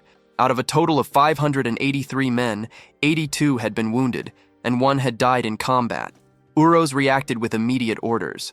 The creatures' bodies were to be burned, the wounded sent back to the castle, and the advance was not to be halted. Soon after, one of the soldiers called out to a man just behind them, ordering him to continue guiding the group. Bandit walked at the front with a crooked smile on his face, reflecting in silence. What he had witnessed confirmed his suspicions. The power of the Royal Knights was on an entirely different level from that of the so-called Bandits of Scream. Even so, there was something inside him that refused to accept that difference. To him, those who called themselves legendary were nothing more than targets yet to be surpassed. The scene shifts once again, revealing Rhea and Leon walking through the interior of a forest already claimed by night. Between the silence and the sound of footsteps, a voice questions where exactly they are at that moment. Rhea halts mid-step as she hears it. The tone is far too familiar. Confused, she calls out Ji-hoon's name in her thoughts, certain that she just heard his voice. Leon watches, unable to understand her sudden reaction, immediately senses that something is wrong. Rhea then explains that she heard Ji-hoon's voice, even though she knows it makes no sense. Elsewhere, Ji-hoon watches a floating system window with focused attention. To him, sending a global message seems like the most efficient option. There is a quiet sense of satisfaction as he notices how many new functions have appeared since existence was granted to him. With a simple motion, Ji-hoon reaches out and adjusts the volume icon on the system interface. Ji-hoon races forward at high speed, riding atop one of the giant lizards of the lizard folk. Even while in motion, his presence dominates the surroundings, and his voice spreads clearly and unmistakably, reaching everyone nearby as if it were being transmitted directly into their minds. Beside him, Rainier's flinches as the voice suddenly echoes inside her head. The sensation feels unnatural, as though the village chief's words are flowing straight into her ears, leading her to suspect that this can only be some form of magic. Far away from there, Leon, traveling alongside Rhea, also notices the phenomenon. He reflects on the possibility that it might be a form of mental waves, wondering whether Ji-hoon is truly capable of using telepathy. Ji-hoon's voice asserts itself once more, now making it clear that the strategy will be explained immediately. The scene then transitions to the sunrise emerging between the mountains, bathing the landscape in soft hues. Nearby, slime creatures with eyes and mouths move in an orderly fashion. They carry logs of wood in their mouths, forming a line that leads into the depths of a cave. One of them signals that the load should also be taken to the village, while another confirms the instruction without hesitation.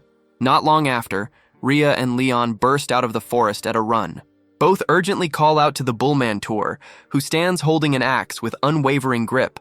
Upon seeing her, Tor reacts with surprise, instantly recognizing Rhea. The scene shifts again, now showing Lord Uros, Bianca, and Lib positioned at the front of the army. All of them watch the horizon intently. In the distance, it is possible to make out a village hidden within the mountain itself. Uros evaluates the remaining time, estimating that 2 more hours will be sufficient. His orders are clear and decisive. The vanguard is to be assembled, the troops spread into a wide formation, advancing while completely surrounding the mountain. There will be no survivors. The objective is total annihilation. In response to these orders, a system interface appears, indicating that 100 knights have assembled. The mission is listed as the protection of Warren, accompanied by a countdown beginning at 1 hour and 59 minutes. The promised reward is a random S-rank item. The scene returns to Ji-hoon, who continues advancing while analyzing the situation. He realizes that their speed has dropped. At the current pace, it would take at least another half day to reach Warren. In silence, Ji-hoon reaches out mentally to Rhea and Belle, placing his hopes in them to accomplish what must be done. Beyond the forest, the mountains once again dominate the landscape, and a thought takes shape in his mind. questioning whether this was truly the village chief's strategy. The focus then shifts back to Ria, Leon, and Tor. The three remain alert when someone suddenly bursts out of the forest, running in desperation and shouting that the enemies are spreading out and advancing from all directions. As they grasp the severity of the situation, Tar and Ria freeze in place. The reality is unavoidable. They have run out of time.